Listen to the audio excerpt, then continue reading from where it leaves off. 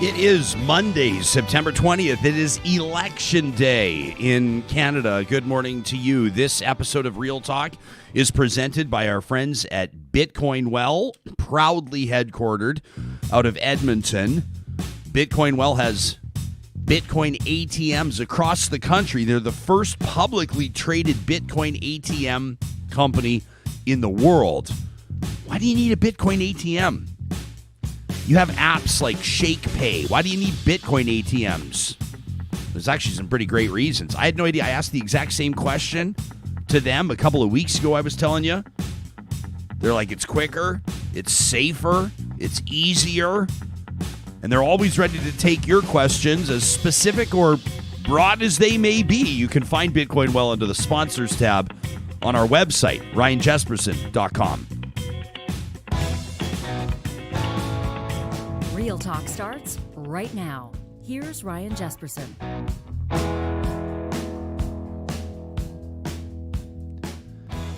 It's Election Day. It's Monday, September 20th, and I'm already seeing comments on our chatterbox, as it's called, colloquially. Those of you that are showing up live to join us this morning, Genevieve says, I've already voted, but I hope that everybody here is planning on it if they haven't yet. Others are, letting us know what your plans are today, including getting out and voting. I'm not surprised to see it from this engaged audience. We know that this is an audience that's going to prioritize making sure that you have your say in who's going to form government, or maybe who's going to form official opposition, or who's going to represent you in your riding. And, of course, this week we're going to be bringing you conversations about how this all played out. We likely, the experts are telling us, we likely will not see a definitive result tonight. It may go into tomorrow. We may be, making some breaking news announcements with regards to certain ridings during Tuesday's show, and if not, maybe even into Tuesday or Wednesday. This due in part to the significant number of mail-in ballots that Canadians requested. And, of course, you never know how things can go in the course of an election. There could be some pretty tight races, including in ridings where real talkers are representing. And so, of course, we're always curious to hear your thoughts as well. You can hit us up on Twitter, our hashtag RealTalkRJ, and you know where you can find us online as well. Our email inbox open 24/7. A bunch of you in touch over the weekend, as a matter of fact, to talk at ryanjesperson.com. We have a panel of Canadian comedians that are going to be joining us a little bit later on in the show. We're looking forward to this in the context of the federal election, sorta. And we're going to ask them how they're feeling about it. Adrienne Fish, Howie Miller, and Derek Seguin will be joining us. Sarah Hoyle's the producer of this show. They've been prepped on this. I know that they're probably not expecting us to get in and say, what are your, intimate and most serious and deep digging thoughts on the NDP childcare policy, for example. But do you get the sense that these three are of the politically engaged persuasion? Oh, well, yeah. Both Adrienne and Derek have been on The Debaters, which is a CBC show, which is all about, sometimes not seriously debating topics and not necessarily serious topics, but they very much are informed. And when I reached out to Derek initially, he said, "Oh yeah, can't wait! I get to dig in, and now I'm going to make sure that I'm right on top of things." But also, they're comedians. Yeah. Hot takes, here we come. It's always interesting when you're interviewing comedians, right? Because you just want to say, okay, guys, be funny, please. Go ahead and be funny. And we'll see how it goes. We'll see how the poly talk goes. We're also talking to a Giller Prize-winning author. Very much this morning looking forward to talking to Ian Williams, who has a new book coming out tomorrow, Disorientation, essays that grow out of his own experience as a black man moving through the world. And that conversation is coming up in about an hour. And we'll call it an hour and 20 minutes from now. Curious to know where you're landing on Election Day. I see that a whole bunch of you were saying, Michelle says she voted this morning, took about 10 minutes. Although this is a COVID election, keep in mind. This is a pandemic election. Michelle says it took me about 10 minutes, but people still don't understand what stand on the yellow arrow means.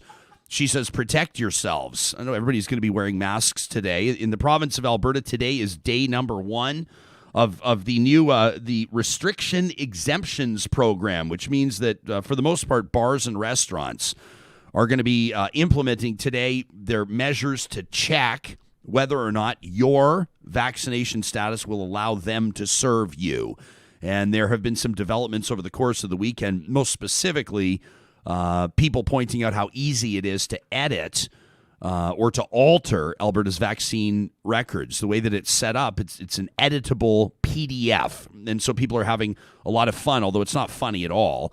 It's actually maddening. But people are having some fun making up fake vaccine exemption cards. You know what that means? It means that a whole bunch of people are going to make real fake exemption cards with their names on them, names that match their driver's licenses so they can go into establishments unvaxxed and continue to enjoy those services and of course, also at the same time putting people at risk. So we're going to get into this in just a moment. But the lead story today, obviously, the election. And you know, people are going to be talking about the campaigns and whose campaign was most successful, and people are going to be talking about what resonated with voters. We wanted to have a little fun with this out of the gates. You've probably heard of the Canadian Stuart Reynolds. He releases videos on social media, pretty hilarious stuff, and he didn't stop when it came to the election, chiming in. Here he is, better known as Brittle Star. Election day is coming up fast. But seriously, does your one vote even matter? Why bother voting? Well, because lots of terrible people vote. That's right. Think of the worst of the worst who seem to benefit off the back of regular people's suffering. The ones who don't care about anyone else but themselves, except maybe their shareholders. They vote. But not only them. The person who cut you off in traffic, they vote. The person who didn't hold the door for you, they vote. Or they're American and just visiting. The person who put up a fuss about wearing a mask, they vote. The people who start sentences with, "I'm not racist, but," they vote. They all vote. All the terrible people vote. That's why you need to vote. You're not terrible. Probably. I don't know for sure. You might be. If you are, just ignore this video. But if you're not a terrible person, your vote is super important. So vote. Yeah. If you're not a terrible person, please vote.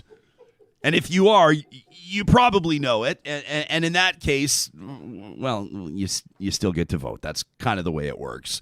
The Globe and Mail, the CTV and Nanos collaborated over the weekend. These are results heading into Saturday. This is what Canadians polled were talking about when it came to voter intent. And this gives you a sense of what we're looking at today with regards to the national ballot. This is among decided voters. 30.8% of those polled told pollsters that they're going to be voting for the Liberal Party of Canada. That's down a half a point over the last poll. Meantime, 30.5%. So get this, 30.8% for the Liberals, 30.5% intend to vote for the Conservative Party of Canada today. That's up about 1.5 percentage points, 1.3.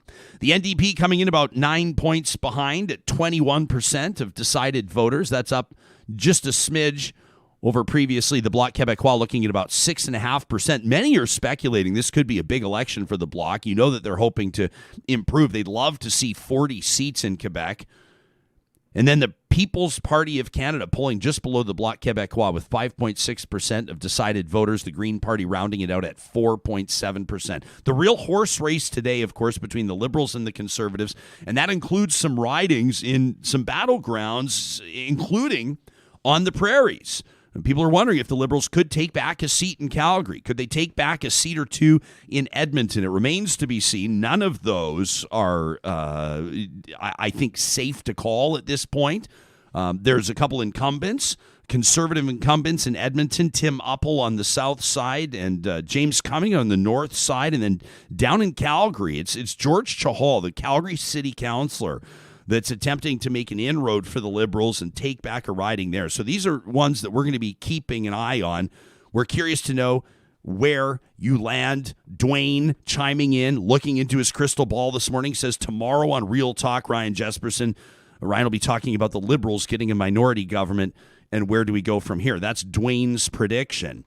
I suppose we could go to the team here and ask where people are at, where people are landing, what our guts are telling us.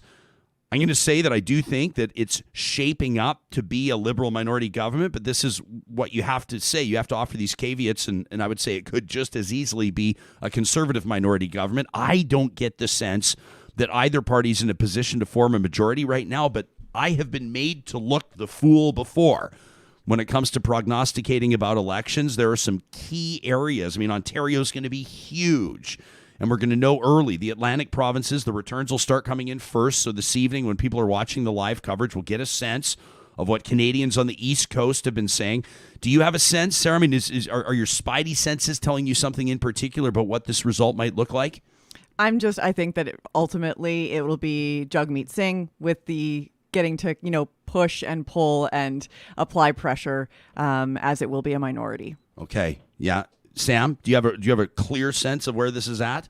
Well, I don't think anybody has it's clear as mud right now, but I agree with Sarah. It's like we're headed toward, it's kind of funny because, again, that sort of confirms that this election is about nothing because we're getting the same parliament we had before. I think the Bloc will come out stronger. It seems like there's quite a lot of seesawing in Quebec right now. Conservatives are actually making a bit of a case for a few ridings in Quebec, but they've been taking a beating the last couple of days. So I think we're going to see more Bloc seats. I think we're going to see more NDP seats, but ultimately another Liberal minority, which, as Sarah says before, effectively sort of puts Jagmeet Singh in charge. So both of you were thinking that you think that the NDP might improve on last showing. What is it? Was it something in particular, Sarah, that resonated with you about the NDP campaign here? Do you think Canadians are just getting to know Jagmeet Singh a little bit more, or they're kind of getting a better sense of what he's all about?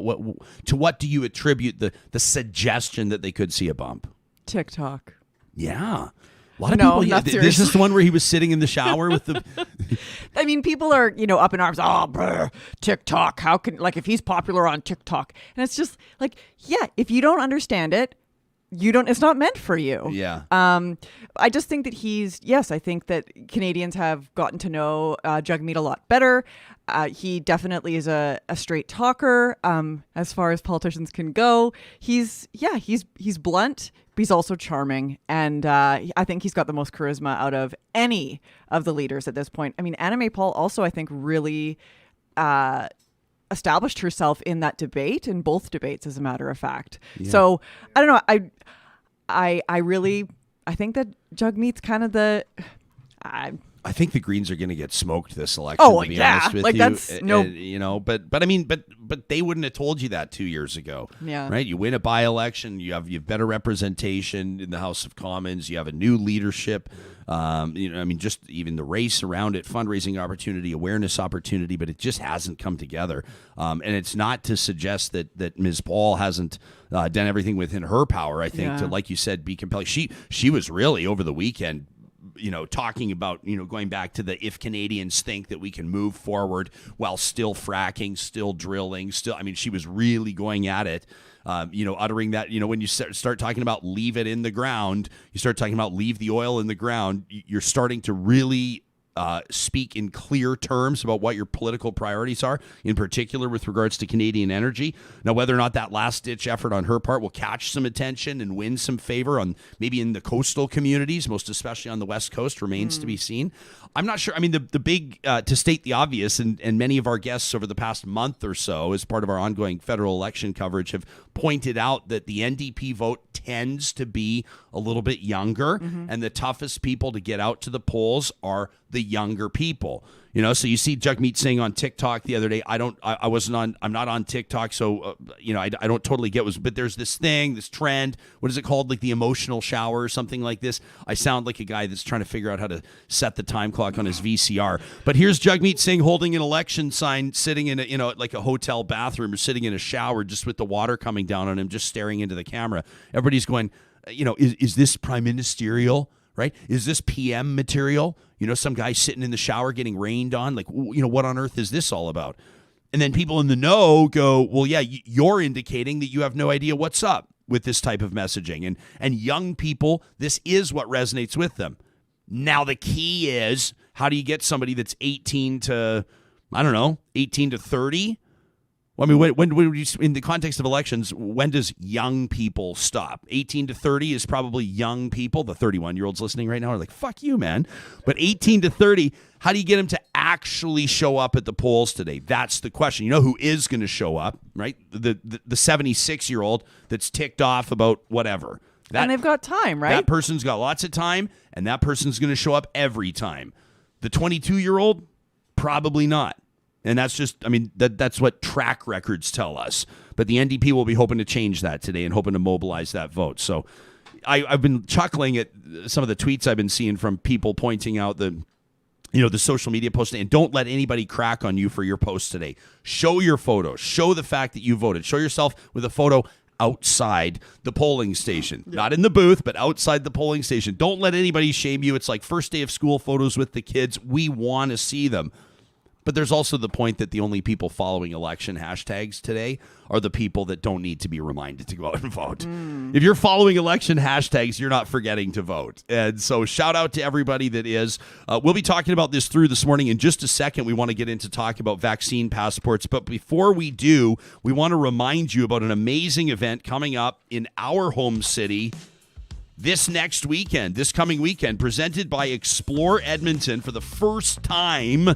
And maybe the only time. We're lucky. Canada was lucky to get rugby sevens this year. And in particular, Edmonton landing this one-off stop because the UK was unable to accommodate this amazing festival-like event.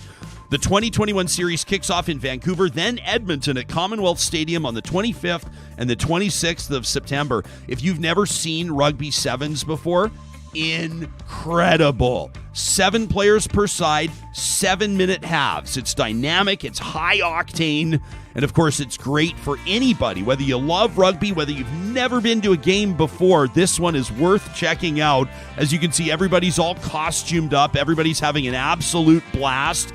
Get your flags ready. Get your friends together and check out CanadaSevens.com. That's where you can find your tickets to Rugby Sevens in Edmonton, presented by Explore Edmonton. The following paid advertisement does not necessarily represent the views of Ryan Jesperson, Real Talk, or Relay Communications Group Incorporated. It's time for a fresh perspective. Edmonton deserves a leader who will work for you and with you. Someone who understands the strengths of our community to do things better and faster. Cheryl Watson has built her career on results, not promises. She is the right choice for mayor. On October 18th, vote Watson for mayor. And together, let's build a city that works. This paid advertising is sponsored by the team to elect Cheryl Watson as mayor. Our friends at Friesen Brothers want you to know that right now is a perfect time to fill your freezer for 44 years. A tradition, the Alberta Beef Roundup at the Friesen Brothers, 16 of them across the province. That's right, from the 10th to the 23rd of September, you got 3 more days. You can get your hands on a whole hip of fresh Alberta beef custom cut by your in-store butcher, just the way your family likes it. Roasts, steaks, stewing cubes, even ground round. You get to choose how your in-store butcher prepares it. Custom cut for you. It's the tradition. The Alberta Beef Roundup with Friesen Brothers. Alberta grown and Alberta owned. As mentioned, today is... Have people never heard political advertising before on a show? People are kind of, what? I'm getting a lot of what just happened? Yeah. What just happened? That's called a political advertisement. Those happen around elections. And we, of course, let you know that is a paid political spot. We sell advertising on the show. That's how it happens. Today is September 20th, which means that the vaccine passport goes into effect here in Alberta, better known as the Restrictions Exemptions Program. Now, this is one that falls really on the shoulder of small business owners who will now be checking whether or not you are double vaccinated to meet the criteria to come on in to their establishments. We are seeing some businesses say we're not doing it. We're not participating, which means they're not open for business, and there will be implications. Alberta's health minister talked about this a number of days ago. The fact that the government recognizes that these passports, they're not calling them that, but they're editable PDFs.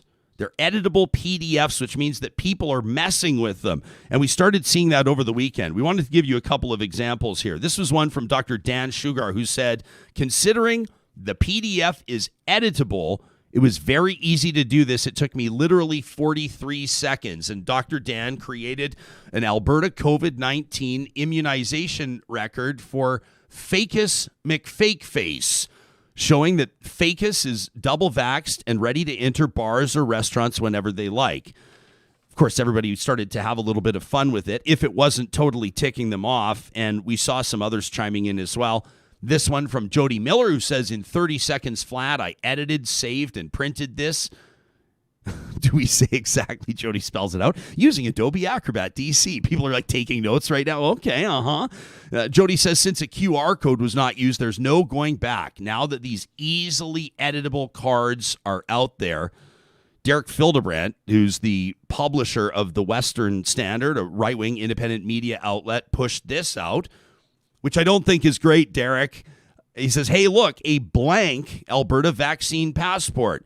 This doesn't fall on the shoulders of Fildebrandt. It's not his fault that the government has rolled out something so preposterous with more holes in it than Swiss cheese. But, of course, he's pointing out that people can simply punch in their own information, and there they have the passport.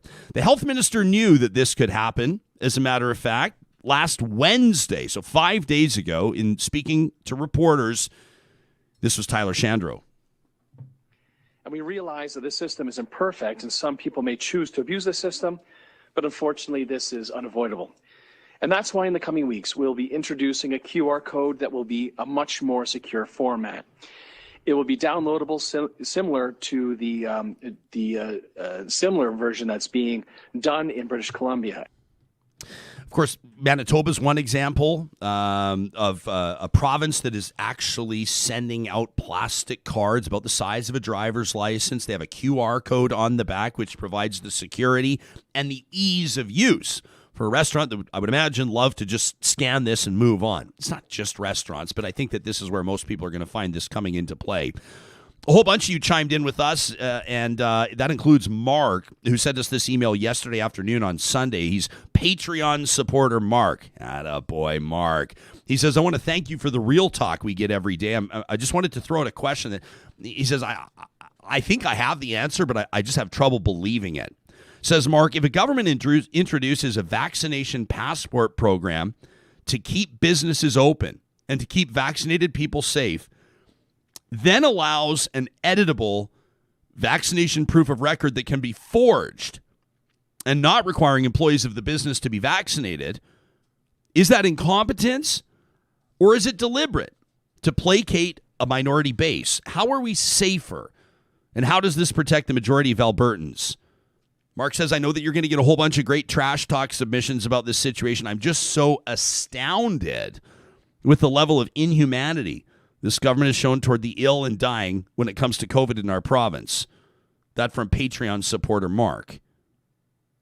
It's an interesting question. Is it incompetence or is it a deliberate move to placate a minority base? Now, Mark doesn't go so far as to suggest that he feels like he might be a conspiracy theorist, but I think that that's actually a fair question to ask. I think that a lot of people, myself included, are in a position where you wouldn't put anything past this government. Well, I think Tyler Shandro said it.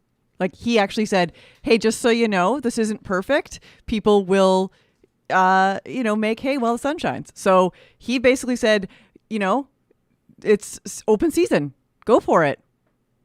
We've designed it for you. In other words, that was kind of the dog whistle in a way. Yeah. The health minister could have gone so far as to say, we know that it's an editable PDF and that all people really have to do is get into the file, erase this, Control-Shift-Command-L, post, print. You should have done a webinar. Yeah, so this is how you edit a PDF. This is how we know some people are going to do this.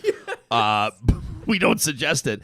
Tiana says the forgeable passport and still paying the $100 incentive after introducing it is just wow. Now, the government has announced, they were pretty proud of themselves over the past few days, that vaccinations are up after introducing this restriction exemptions program. They're pretty proud of themselves for that. And I know a lot of people are saying, well, yeah, that was kind of the idea. That was what everybody was saying, is that if you did have a vaccine passport program in place, it was gonna sort of really give a shot in the arm to these vaccine rates, and that is happening. Now, every single person that gets vaccinated all the way through to mid-October is still going to get that $100. I look at that as my friends, my entrepreneurial friends have described to me the concept of sunk cost, where you can't let your decisions be made entirely based on what you've already spent on something. You need to be able to walk away. This, to me, is a sunk cost, the $100 per vaccination. And so that's something that Alberta made a commitment to, the government did, and that's something that they'll be paying out. And I suppose the more people that get vaccinated, the better the argument that it was worth it. Because if the numbers bump up to 80 or 82 or 85%, then people will say, well, there you go. And ultimately, that's a good thing. Whether or not it'll be seen in hindsight as an astute expenditure remains to be seen. I suspect we know exactly where most people are going to land on it. If you pay any attention to social media, you know exactly where most people are landing on it. They don't like the idea. We can't talk about vaccines without touching on a tweet from one of Canada's most well-known country music artists. Paul Brandt is an extremely popular Alberta-based singer-songwriter, a former registered nurse, as a matter of fact. His dad was a paramedic, too. And Paul Brandt tweeting over the weekend, quote, "An Alberta doctor told me there's no medical need for me to be vaccinated as a COVID-recovered person. I'm not an anti-vaxxer," he says. Does anyone else who has immunity from prior COVID infection feel unseen? Says Paul Brandt. I have questions. And then he says, I have questions. Join the conversation on Facebook. And so he's kickstarting a conversation on Facebook where all evidence-informed conversations happen, driven by country music stars. It's a great place. It prompted a response. And by the way, I love Paul Brandt. Like, I was actually, my feeling on this, I want to tell the story first before I really get into it. But I was like the parent when you get in trouble at school and your parent comes home and you're like, are you mad? And they're like, mostly I'm just disappointed. I'm disappointed. I don't know. I was going to take a big swipe at Paul Brandt over the weekend because I quite like Paul Brandt. But at the same time, what the hell, man? And so he says, an Alberta doctor tells me there's no medical need for me to be vaccinated. Well, a whole bunch of Alberta doctors and doctors from across the country started responding, including Dr. Angie Rasmussen, who said a virologist in Saskatchewan, that's who she is. By the way, huge following. I mean, COVID has she's got 250,000 people following her. A virologist in Saskatchewan is telling you otherwise. Vaccination has clear benefits. For recovered COVID patients, please get vaccinated. Well, there's a good news follow-up to this story. It turns out that Dr. Rasmussen, Paul Brandt, and his wife Liz were able to connect over a Zoom call. And the good doctor followed up yesterday with a tweet. I just had a wonderful Zoom call with Paul Brandt and his brilliant wife Liz. Very positive. The wording of it is very positive. Dr. Rasmussen says it's an honor and a privilege to have the opportunity to answer questions about vaccines and public health. Thank you to Paul and Liz for being so open-minded and thoughtful and great company. And although the context of all of this was very frustrating, I have to say that really filled my bucket, that one there. To see that the anger, the angst that was directed to Paul Brandt, and at the same time, the fact that his message was celebrated by a whole bunch of people too, like attaboy Paul, right? And talking about how vaccines don't work and 5G and spaceships and ivermectin and Hillary's emails and all the things.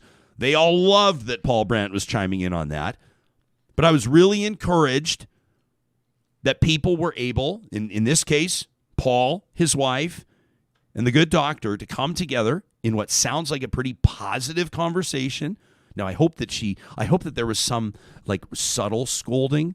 I hope there was like, Paul, you do have a huge platform and a lot of people listen to what you say and care about what you say. And maybe next time, I'm sure that there was a little bit of that. But I was kind of encouraged by it. You guys?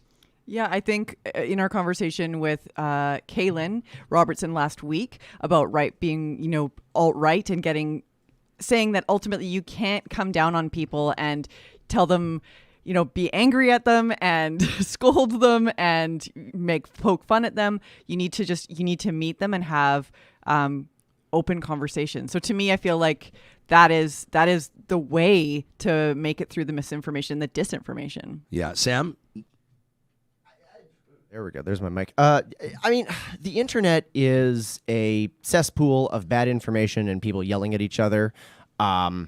I thought the whole thing was weird. I actually really wondered why the original tweet had this gorgeous photo of him in a field, like that had anything to do with anything.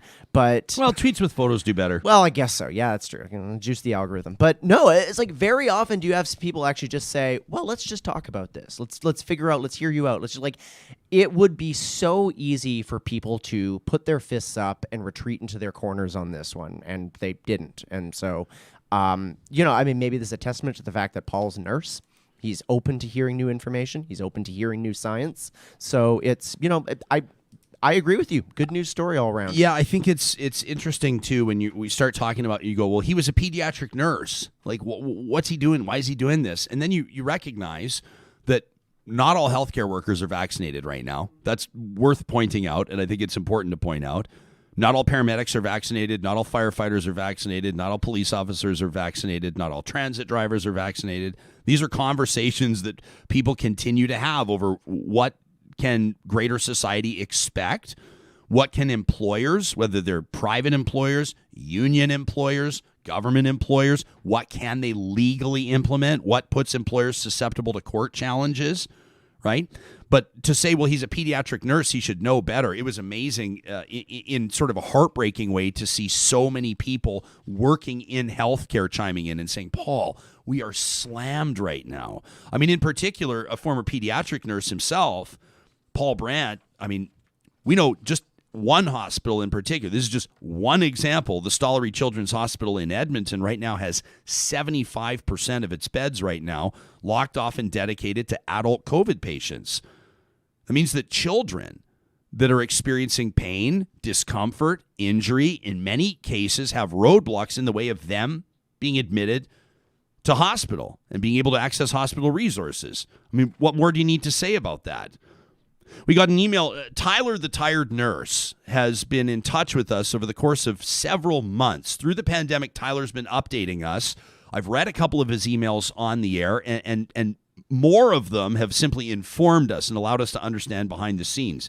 That, of course, dictates a lot of our editorial direction. The emails from you, most especially when we can verify that you are who you say you are, really assist us in bringing you the most on-point content possible. And Tyler, over the weekend, sent this in on Sunday night, as a matter of fact, said, having dealt with anti-vaxxers, anti-mask protests of the past several weeks, I thought it might be beneficial for Real Talkers to really understand what an ICU stay looks like.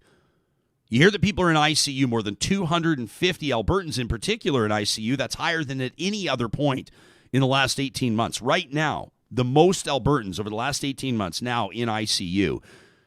He says this is not meant to scare anti-vaxxers. It's meant to terrify you. He says if, based on triage protocol, if an ICU team decides that you'll actually be able to access treatment, he says, guess what? He says, as has been said on Real Talk before, vaccination status is a predictor of survivability. And so if you are admitted into ICU, they're going to place a breathing tube through your vocal cords. This, for people that are eating breakfast right now, this is going to be a tough one because Tyler, the even more tired nurse, gives us a really clear picture of what happens in the ICU. This is Real Talk. So maybe put down your shreddies for a second. He says, they're going to place a breathing tube through your vocal cords after they sedate you. And if you're close to death already, they're not going to give you any sedation because you're already unaware of what's going on. There really are doctors like Dr. Darren Markland, the Real Talker, between you and death. Now, the team of registered nurses and respiratory techs and doctors are going to try to oxygenate your Swiss cheesed pulmonary beds. But guess what? COVID has already attacked a lot of them. So they're going to try to flip you on your stomach to help you breathe. But meantime, of course, you need to eat. So somewhere along the way, they're going to place a feeding tube into your nose, and then a dietitian will figure out how much to feed you through that way. And he says, now imagine getting nutrition pumped into your stomach. Here's where it gets really gnarly. What goes in must come out. So you're either going to absorb the tube feeds or you're going to puke it out or shit yourself. He says, and don't forget about your blood pressure. You may also be in shock, low blood pressure. So that's where the ICU team is going to start medicating you from a large IV that most often will be inserted into your neck. These medications like epinephrine or norepinephrine will shunt all the blood from your extremities, and at higher doses, they could cause such pressure on peripheral blood vessels you could even be at risk of losing a limb. Now, during all of this, of course, there's a dedicated team of professionals trying to mitigate everything I've just talked about. These are the same people that have been accosted, assaulted, and bullied. And they've been doing it for 18 months, and they're tired. So why am I writing in? Says Tyler, the even more tired nurse. Because I'm begging you.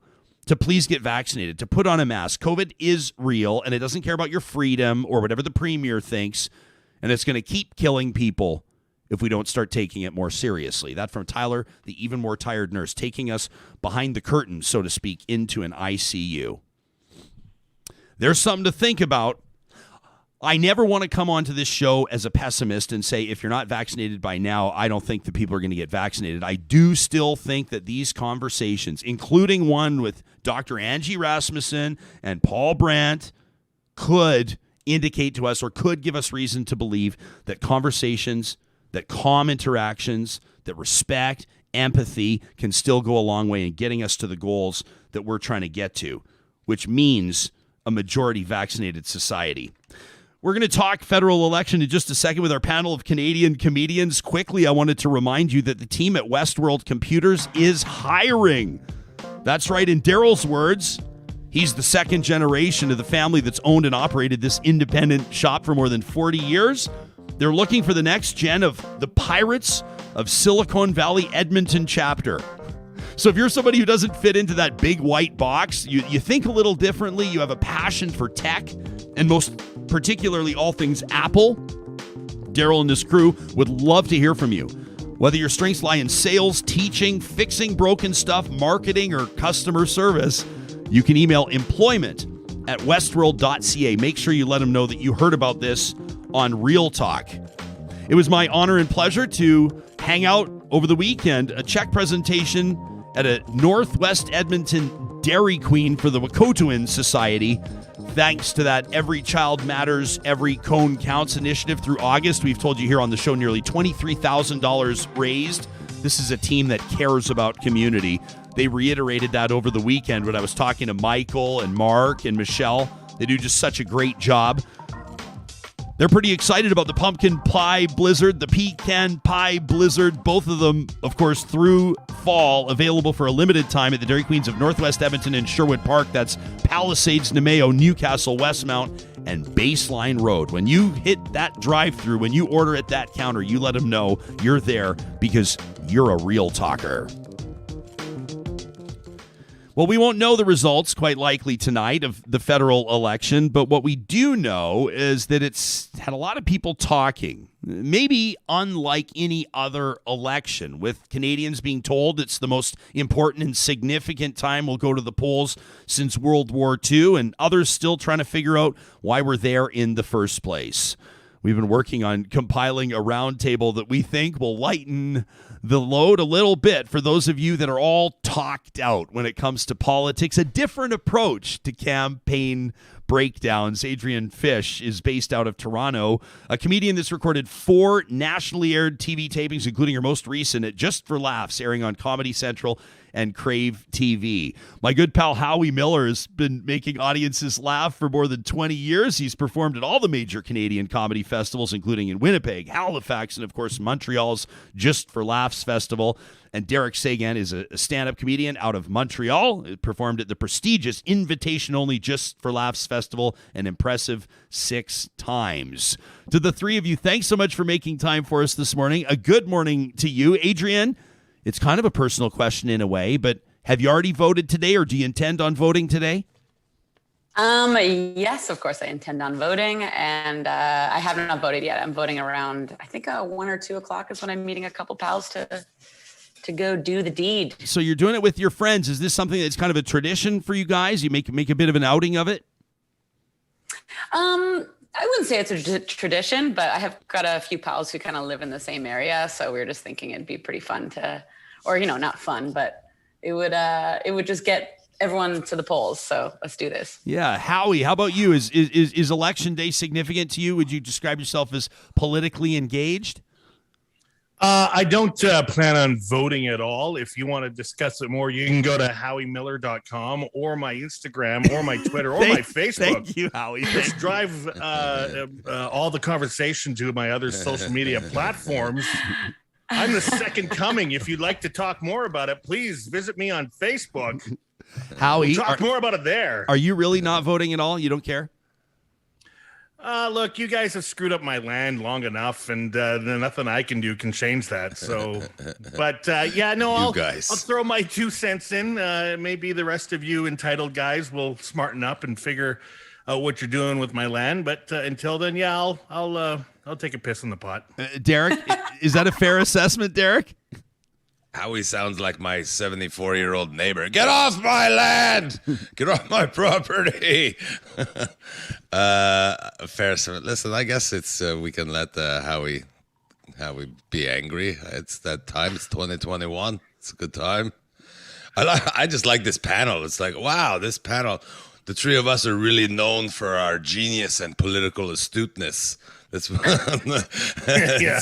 Seems like the diversity angle was a lot more important in the construction of this panel than actual political. Let's get the you know what? No, we need somebody has to be gay. We need a girl for sure. Thank you, Adrienne, for checking off both those boxes. Wait, we have to have a native person. Come on, get a native person, and then maybe the French are always complaining. Let's get one of them. So yeah, I don't. I do plan on voting, but. Probably wrong. I'll probably vote wrong. We obviously fucked up because the whole point was to tick all the boxes on diversity, but do it in such a subtle way that nobody would be able to point it out. And but Derek, seriously though, I mean, Quebec, you're talking here to an audience, a national audience, but with strong representation in Western Canada. A lot of people are going to be paying attention to the province of Quebec and how it votes. It has a huge say in how federal elections swing. I realize, because we have a lot of people. I don't know if you know this. There's a lot of people here. And one of the things, which is in the last election, why I voted for Justin Trudeau, was he promised parliamentary and electoral reform. So that we would be better representative quantitatively and things. Look at me sounding all smart. That's a big friggin' word. I don't know if you guys know that. That was pretty big. But he didn't do it. So I'm like, I try to be optimistic that Justin is still as earnest as he was when I voted for him last time. But he let us down on a lot of fronts. I know there's one front that Howie would be more sensitive to too. That he promised that all of the Native communities that didn't have clean water would have them fast. And we didn't hit it. There's still, in fact, he has, there's many communities that do now have clean water, but in the time since those promise, there's more community that have ended up with not cleaning water. You know what I mean? So say we started out with 80 that we needed to get at, and they fixed 30. Well, in that time, 15 more were added. And that's federal thing. They're tossing like, okay, sorry guys, we're gonna have to dig a ditch here, and that's gonna poison your water. But there's diamonds or whatever. I don't know what we're digging out of there. But so I don't know who to vote for anymore. Honestly, they say all kinds of shit that don't actually happen. This last campaign, all I was seeing from all the party is not anything about what they're going to do. It's all, look at this guy, he's an asshole. Look at him, he wants to give guns to abortionists or whatever. And then like, look at him, look at his hair. He's a loser. We can't let that hair be the prime minister.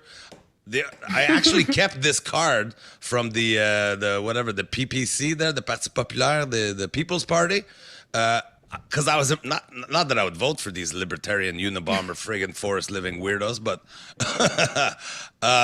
they actually in their advertisement talk about what they're gonna do. It's the only political propaganda that I saw that doesn't shit on the other guy and actually say this is what we plan on doing, and it's very. Like we're gonna basically just we're gonna take a rational approach to COVID environment. We're gonna reject alarmism and focus on concrete improvements using common sense policies.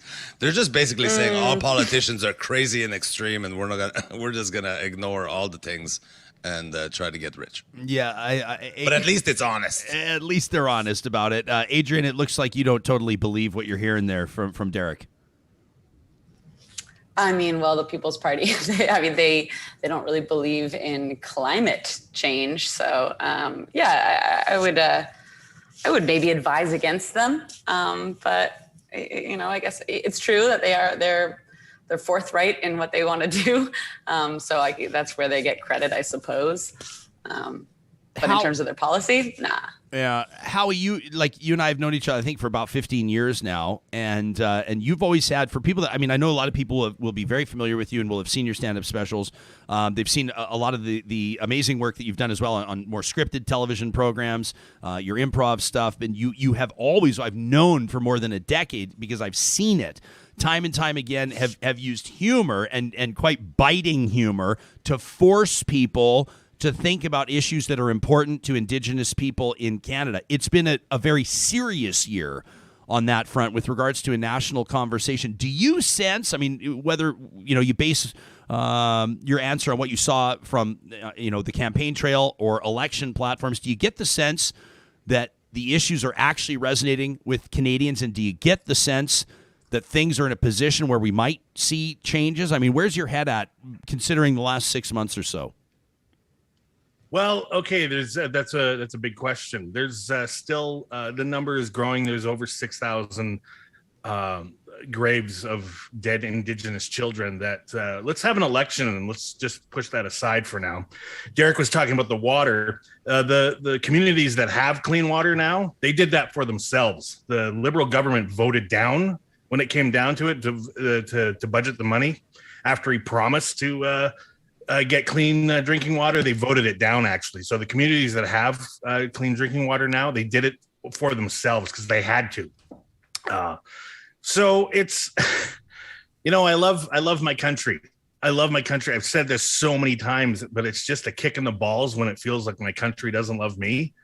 And, this election, I say jokingly that I'm not going to vote. I have a voice, and if the only way I can use it is voting, well, yeah, I'm going to vote, but what the fuck? Look at my choices. Alberta is a shit show right now. Like, it is ridiculous. I'm locked down. Like, I'm on the fourth moon of Yavin. I don't know if you can see the background here, but there's an X-Wing fighter with my name on it. I'm fucking off because this is bullshit. Like, I just feel like the rest of the country must be looking at Albertans going, you guys are like, what? How much Trump is in there? Like, did Trump inject you with his semen when he grabbed your Alberta pussies? Like, what the hell? A lot of us have been doing that for many years before this year, though, Howie. I just ignore it, though, right? I'm almost nervous to ask how the rest of Canada is viewing Alberta right now, because I think we all know the answers. Derek officially becoming the first Real Talk guest to light a smoke mid-interview. You're almost probably, if I had a cigar with me right now, we might fire it up right now just to sort of mark the end of 4 straight weeks of campaign coverage. Adrienne, I don't even smoke. This is just a tribute to Howie and his people. Thank you for your gifts. Do you I have guys... a blanket. I have a blanket for you if you'd like. Real talk. This is Real Talk. I was going to say to the three of you, please feel free to say whatever you like, but I think that we're already past that point, so just keep it up. Adrienne, in all seriousness, when people are looking, whether you're coming to us from Toronto or whether, people on the West Coast or wherever, Howie, I think, is bang on his assessment of Alberta's state right now, which is a full-blown tire fire. What do you make of what you're seeing in the province of Alberta, Adrienne, and do you think that it might impact national attitudes when it comes to how people vote today? Yeah, well, I hope it does. I'm not a big fan of the Conservative Party, so it's a dumpster fire right now over there. It's fucking crazy what's happening. I was actually in Edmonton for a comedy festival, the Grindstone Comedy Festival, shout out, in early July. And I got to the airport and I'm fully masked, and one of the comedians who was picking me up wasn't masked. And I was like, can I take this thing off? And she's like, oh yeah. No one's wearing masks here. There's only one case of COVID. And I was like, what the fuck? So that's not true, actually. I think there was 120 or something. But yeah, it was down to Alberta was doing pretty good. And then, the restrictions started lifting. It was like I was back to normal at the beginning of July. So I wasn't surprised to see the cases kind of go up, because it was pretty irresponsibly, the restrictions were pretty irresponsibly lifted. And I think that has a lot to do with Kenny. And so, yeah, I hope this is a reflection on the Conservative Party at large. And I hope people do consider that. Derek, is anybody in Quebec paying attention to what's going on in Alberta right now? If you talk to people in Eastern Canada, they say, you know what the truth is? Alberta wants to think that people talk about it more than people actually do. What do you think? I think that's probably true, but we don't ignore. I mean, I can't speak for 8 million people, but being somebody that does travel around the country regularly, I kind of keep my eye open on what's going on. Actually, the last place I was able to fly was to Calgary, because back in October, it was Adrienne's talking about July. Back in last October, Alberta was like, "No, I'm pretty sure we're done. Open it up, bring everybody in. Even the dirty Quebecois guy is allowed in. Bring that guy in." Which, like, people should have always been reticent of letting me into their place. I was probably transmitting things way before COVID started, and that was, I get there. I leave Montreal, full mask, I see everything, which a 4-hour flight, by the way, is not pleasant when you're a heavy smoker with the mask for 4 hours. Like, I'm stuck with friggin' 7, those 7 smokes you pump in before going into the airport, stuck now in my mask. I'm like, ugh. But 3 hours into the flight, it kind of gets good. It's like, there's some cigarette in there. I started licking the inside of my mask. It's like it's smokes, and I was out for tacos last week with a pal and put the mask on right after eating Mexican food. And for about the next week, until I finally broke down and washed the mask, I was reminded of those tacos. Every single time I'd put the mask on, it was really holding it there. It was quite an experience. Yeah, as a person that's worn a beard for a long time, it's like this is corn on the cob season here in Quebec. You can't you have to go have a shower after you eat corn on the cobs. No, you just got that smell of butter in your mustache for the next 4 hours. You got to get rid of it. So I'm used to having... Howie, didn't you quit smoking a little while ago? Am I remembering correctly? I seem to remember you talking about that.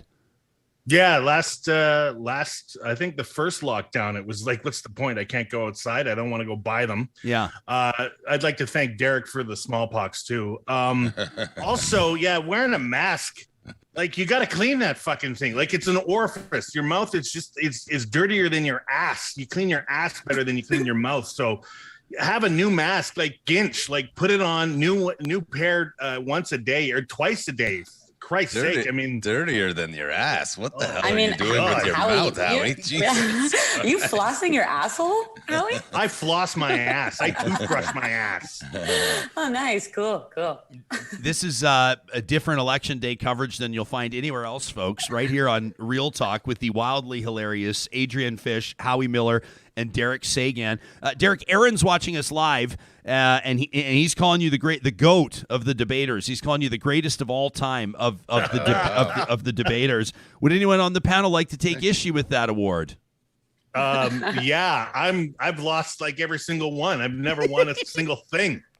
I'm the winningest debater of all time. That is the winningest. Fact. Yes. That's yes. Well, you do it once a week, every week. So fuck. Like, of course you're gonna win some. The averages are in your favor. Run for office. I should run. You should run for debater office. That's what you should do. Just do the debates. Don't actually run for the election. I just go to do the debates and then be like, politics sounds like a lot of work. I'm gonna. It's not though. Holy fuck, it's not. You can just say what you want and then fuck off to Hawaii for a couple weeks. White guy gets named best of all time by other white guy. That's surprising. Yeah.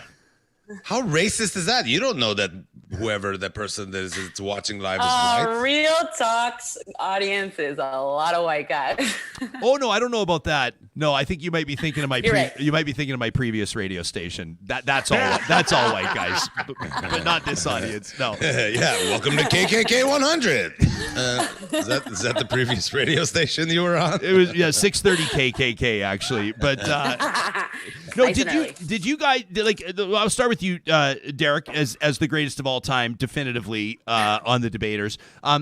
Growing up, though, were you like with regards to what shaped your thoughts on just the way you see the world, which of course is expressed through your comedy? Would you describe yourself as somebody who is politically engaged? Like, is it stuff that you actually care about?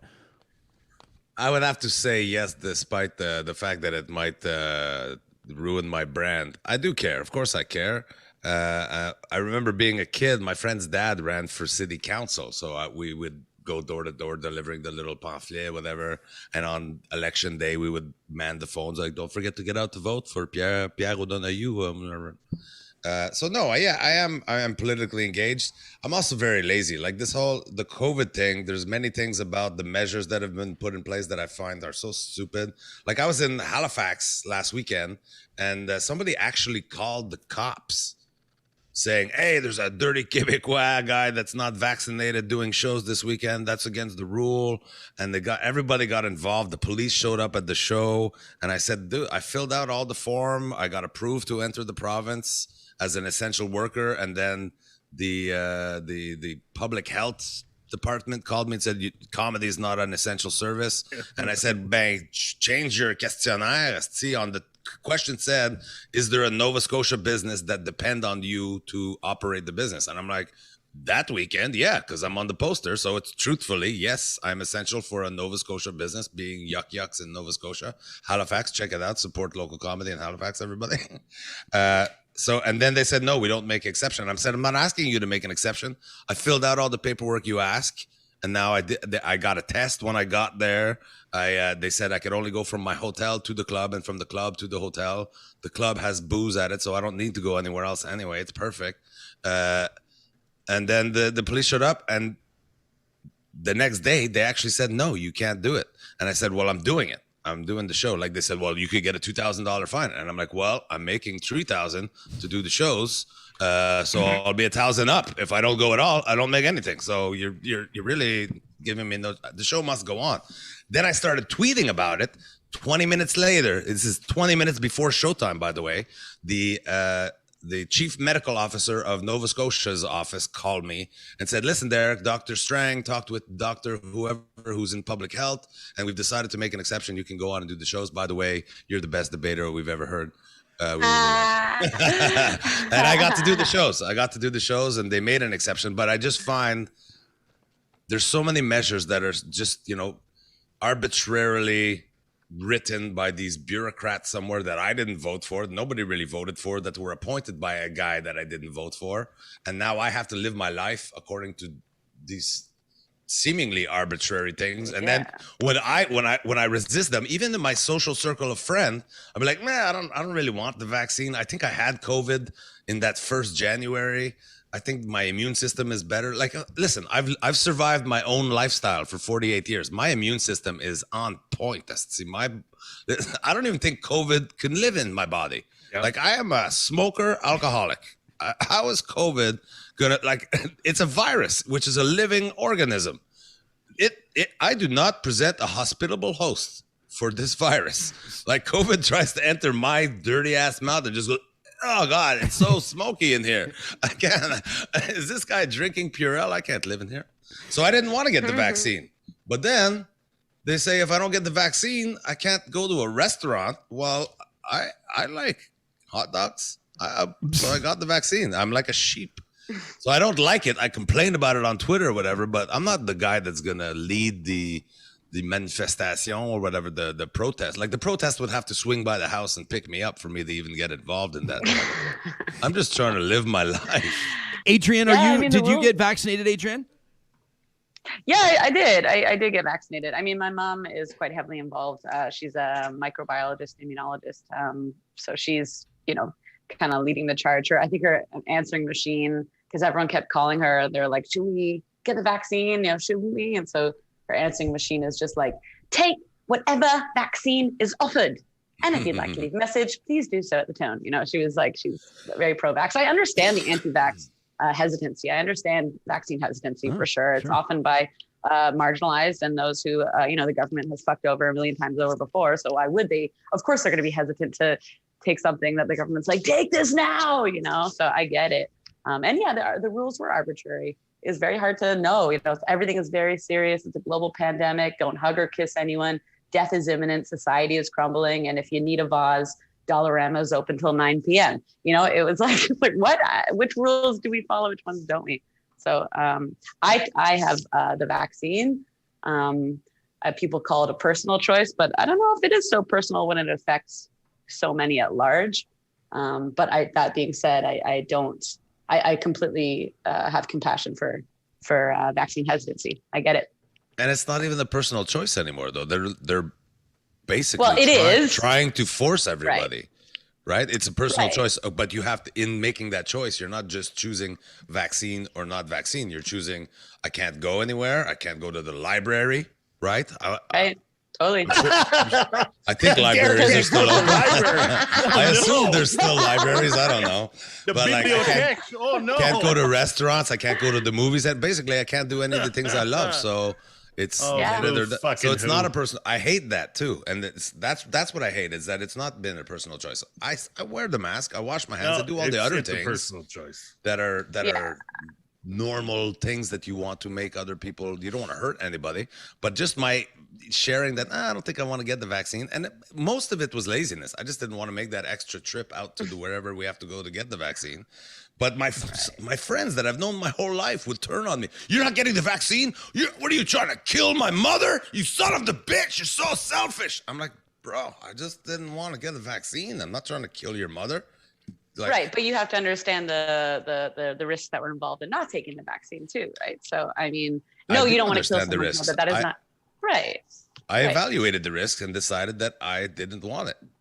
That was, And that's that was it. and that is That's choice, totally your right. choice, and that's great that you choose not to go to the fucking library if you know where it is. But I'm not even sure they still no, exist. I don't even care if you go. You can't go eat or go to the movies. Anybody who's unvaxxed, fuck them. Stay at home. Lock them down. I'm double vaxxed. I'm losing weight. I'm so fucking happy right now and healthy. I haven't had a cold in over a year and a half, and that's because I wear my face panty every day, and I wash my hands like you should have done when your mom told you when we were kids, but somehow we forgot to do that when we became adults. I feel great. And now I'm double vaxxed, and Alberta's fucked me over now because now it's like, hey, we're open this summer. This is great, but we're going to get fucked. Everybody who's got vaccine already, fuck you. We're going to give the people who have it $100 each. We're going to send them on trips. We're going to hold lotteries for them. Well, I already got vaxxed. Where's my $100? I'm sorry I don't make $3,000 a weekend in Halifax like freaking Mr. French Fry over there, but fuck, it must be nice living the life with fucking buying all those books at the bookstore and the library with that $3,000 you make in Halifax. Well, Howie, I saw when Derek talked about, he can afford the $2,000 fine because he's getting paid 3 G's in Halifax. I saw your eyebrows raised, and I was trying to tell from your body language whether or not you thought he would have been making more or less than $3,000. Well, I didn't want to make him feel bad. I usually get $6,000 when I do Halifax, I mean, but yeah, but it's yucks, right? So what can you do? Exactly. He's bilingual, so they feel sorry for him. We're only at 30% capacity, so I was only making 30% of what I usually make. How does that work, Adrienne? Do you like with regards to Canadian comedians, and maybe it's different for all three of you, but is it a constant hustle where you represent yourself? Are there agents? Are you booking yourself? How does it work, and how has it worked over the past year and a half with obviously so many interruptions? I mean, you three, aside from maybe some TV work, which even a lot of that shut down. I mean, live venues were closed, public gatherings were closed. How did you manage? Yeah. I mean, to be honest, a lot of my income comes from, I would say over 50% of my income does come from something like my album release. Right. So there's a station on Sirius XM called Canada Laughs on channel 169. Is that right? It's called JFL Canada now. Oh, right. Okay. JFL Canada. And they play Canadian albums, and we collect royalties from that. So that was still going. So that is where the income still came in from. And there were Zoom shows, which were they were also a bit of a dumpster fire. Oh, they were all right. They were all right. They I got used to them in the end. But there were Zoom shows, which you couldn't really charge as much as a live show. Obviously, you probably had to dumb down your numbers to around $3,000 a show. So that was tough. But yeah, normally you do have agents to send you out to shows. Yuck Yucks acts as an agency, so they have clubs all across the country, and they have kind of one-nighters and college gigs and university gigs, and there's a fixed price. And then there's also the independent stream, which is where you book yourself in shows. People will reach out to you specifically, or you'll get a gig sent to you, and you're like, okay, yeah, this is how much I charge. So it kind of you can charge. there's an independent stream where you choose your own prices. And then there's also your agents, which will give you gigs and on a fixed price kind of thing. Does that make sense? Yeah, I can't imagine though doing stand up on Zoom. Like, I mean, I've never. Yeah. I don't know. I'm not good at it. But I just can't. I mean, Howie, you got to play off the audience, right? Yeah. Well, the thing is, I mean, first and foremost, everyone has to mute their microphones because you can't have more than 4 people talking at once. Otherwise, the mic gets all choppy. You have to have a nice setup, a good webcam, and a good microphone so they can hear you. But it's weird because you feed off the audience in a live performance, and when you see like the hands emoji or a smiley face pop up, it's not the same thing, right? And I realized the very first time I did, when we first locked down, I did kind of a free thing on Facebook just because I felt bad. I'm like, well, I'm gonna cheer up the rest of the country by doing my comedy on Facebook. And if you want to fight me on that, go ahead, visit my Facebook page. But if I thought, okay, well, I'll do my whole act. So I did my whole act, right, beginning, middle, and end, and looked down and said, I thought it was an hour of comedy that I had for my corporate shows. I looked down, I was at 33 minutes. Like, well, shit, what am I gonna do for that? There's no laughter, there's no interaction. I mean, that's I mean, it's half your instrument. Show. When I was doing it, I told people to not mute their microphones so that I could hear them laughing. Yeah, that's what I did in the end too. Is like at first it was everyone mute, and then I was like, you know what, the timing's already kind of fucked up, so let's just go for it. And the timing was, turn your mute mics on, which meant that you could hear a kid in the background that would pop into your joke every so often, laughing or screaming in the background. But it was better than no audience at all, because you're right, Ryan. Well, I'm used to having nobody laugh at my jokes anyway, so it was a regular show in Fairview for me. Yeah. I also feel like I should clear up. We were just as comedians, we're joking like 3,000, 2,000, 9,000. It's all a joke, everybody. I multiplied all the numbers by 10 just to give regular people context of what numbers are. Well, it's like we make dozens of dollars, and the fine was going to be $100. I was just making the round numbers so people could figure it out. He was using the metric system. I think it's probably important. It's probably important that we clarify a few things because I see a fella on our live chat right now that's seeking clarification on whether whether or not I've just characterized all of my former colleagues at a radio station as racists and members of the Ku Klux Klan. So we should probably remind Doug that it's a fucking joke, buddy, and these are comedians, and we're fucking around. People also wanted to seek clarification that COVID-19 is not a living virus that would be scared off by cigarette smoke inside Derek's mouth, and we'll continue. This is great because I didn't know that we'd have a whole team of Mythbusters that would be joining us in the live chat this morning, but I really appreciate the contributions. Howie, That's funny though. Somebody's asking about if you have racist former colleagues, but I bet you at some point you're going to also get one. Hey, I can't find that 600 KKK AM. Where? You do have a big listenership in Alberta. Some people are like, hey, not everybody's racist. And some people are like, hey, where can I find that racist? Hey, wait a minute, some of us are though, damn it. Howie, I'm seeing a whole new TV bit coming up here, straight out of the control room at the radio station. But Howie, how have you been encountering, like with regards to what Derek's talking about? And I absolutely appreciate the candor. And Adrienne, the spirit of you talking about vaccine hesitancy and approaching it. I mean, I think of like Professor Timothy Caulfield out of the University of Alberta, who's a real like science guy. He wrote the book, Is Gwyneth Paltrow Wrong About Everything? I mean, but even he was on here saying you got to meet the vaccine hesitant in the middle with compassion and empathy and understanding, and not just throw facts in their face. Howie, how have you managed that in your own personal life? I'm sure you know people that haven't been getting the vaccine, that have been sharing questionable information on social media, and I'm sure that if people want to learn more about that, they can go visit your Facebook page. But in the meantime, how have you been managing it? Well, the thing is, you can't throw facts in their faces because they can't read. Secondly, it's like it's in my own family. I've actually just recently had to lop off a huge chunk of my family just because they kept on pouring down my throat the non-vax rhetoric and all the stuff they learned on Facebook that day and all the stuff they learned on the internet. I don't like it being shoved in my face, and it was politely asked, could you stop saying this to me and my family? And then it was like, okay, well, now I'm pissed off. And then, they were like, well, don't ever talk to me again. It's like, well, okay, I won't. And I probably won't be able to because they're going to die of COVID-19 or a variant of it. It's sad. But those are the actual facts. I lost my brother in December. My older brother died of COVID. So it hits me really hard when people want to say, well, I'm not going to get vaxxed because I don't believe in COVID. It's just a flu. It's just I'm going to take horse vitamins and I'll fix it up. Right. No, Yeah. It's a disease. It's going to kill you if you don't. And now all the non-maskers, the anti-maskers are flooding the hospital beds, and they're all going to die probably, which is very, very sad because I got double shot, no problem. And I feel great. I feel fantastic. I'll turn into a zombie in about 10 months, but hey, until that happens, this is awesome. I feel like I need to. I'm not. Just to be clear, I'm not even vax hesitant. I'm not an anti-vax. I just didn't want it for me. I did all my research and said, you know what? I'll just do the other precautions, and I just didn't want. I'm not anti-vax. Anybody that wants the vax, I'm happy for you. Go for it. Have the vax. My children even were. Yeah, They're like, what do you think we should do? I'm like, well, read about it, I guess. Inform yourself. So just, I want to be clear.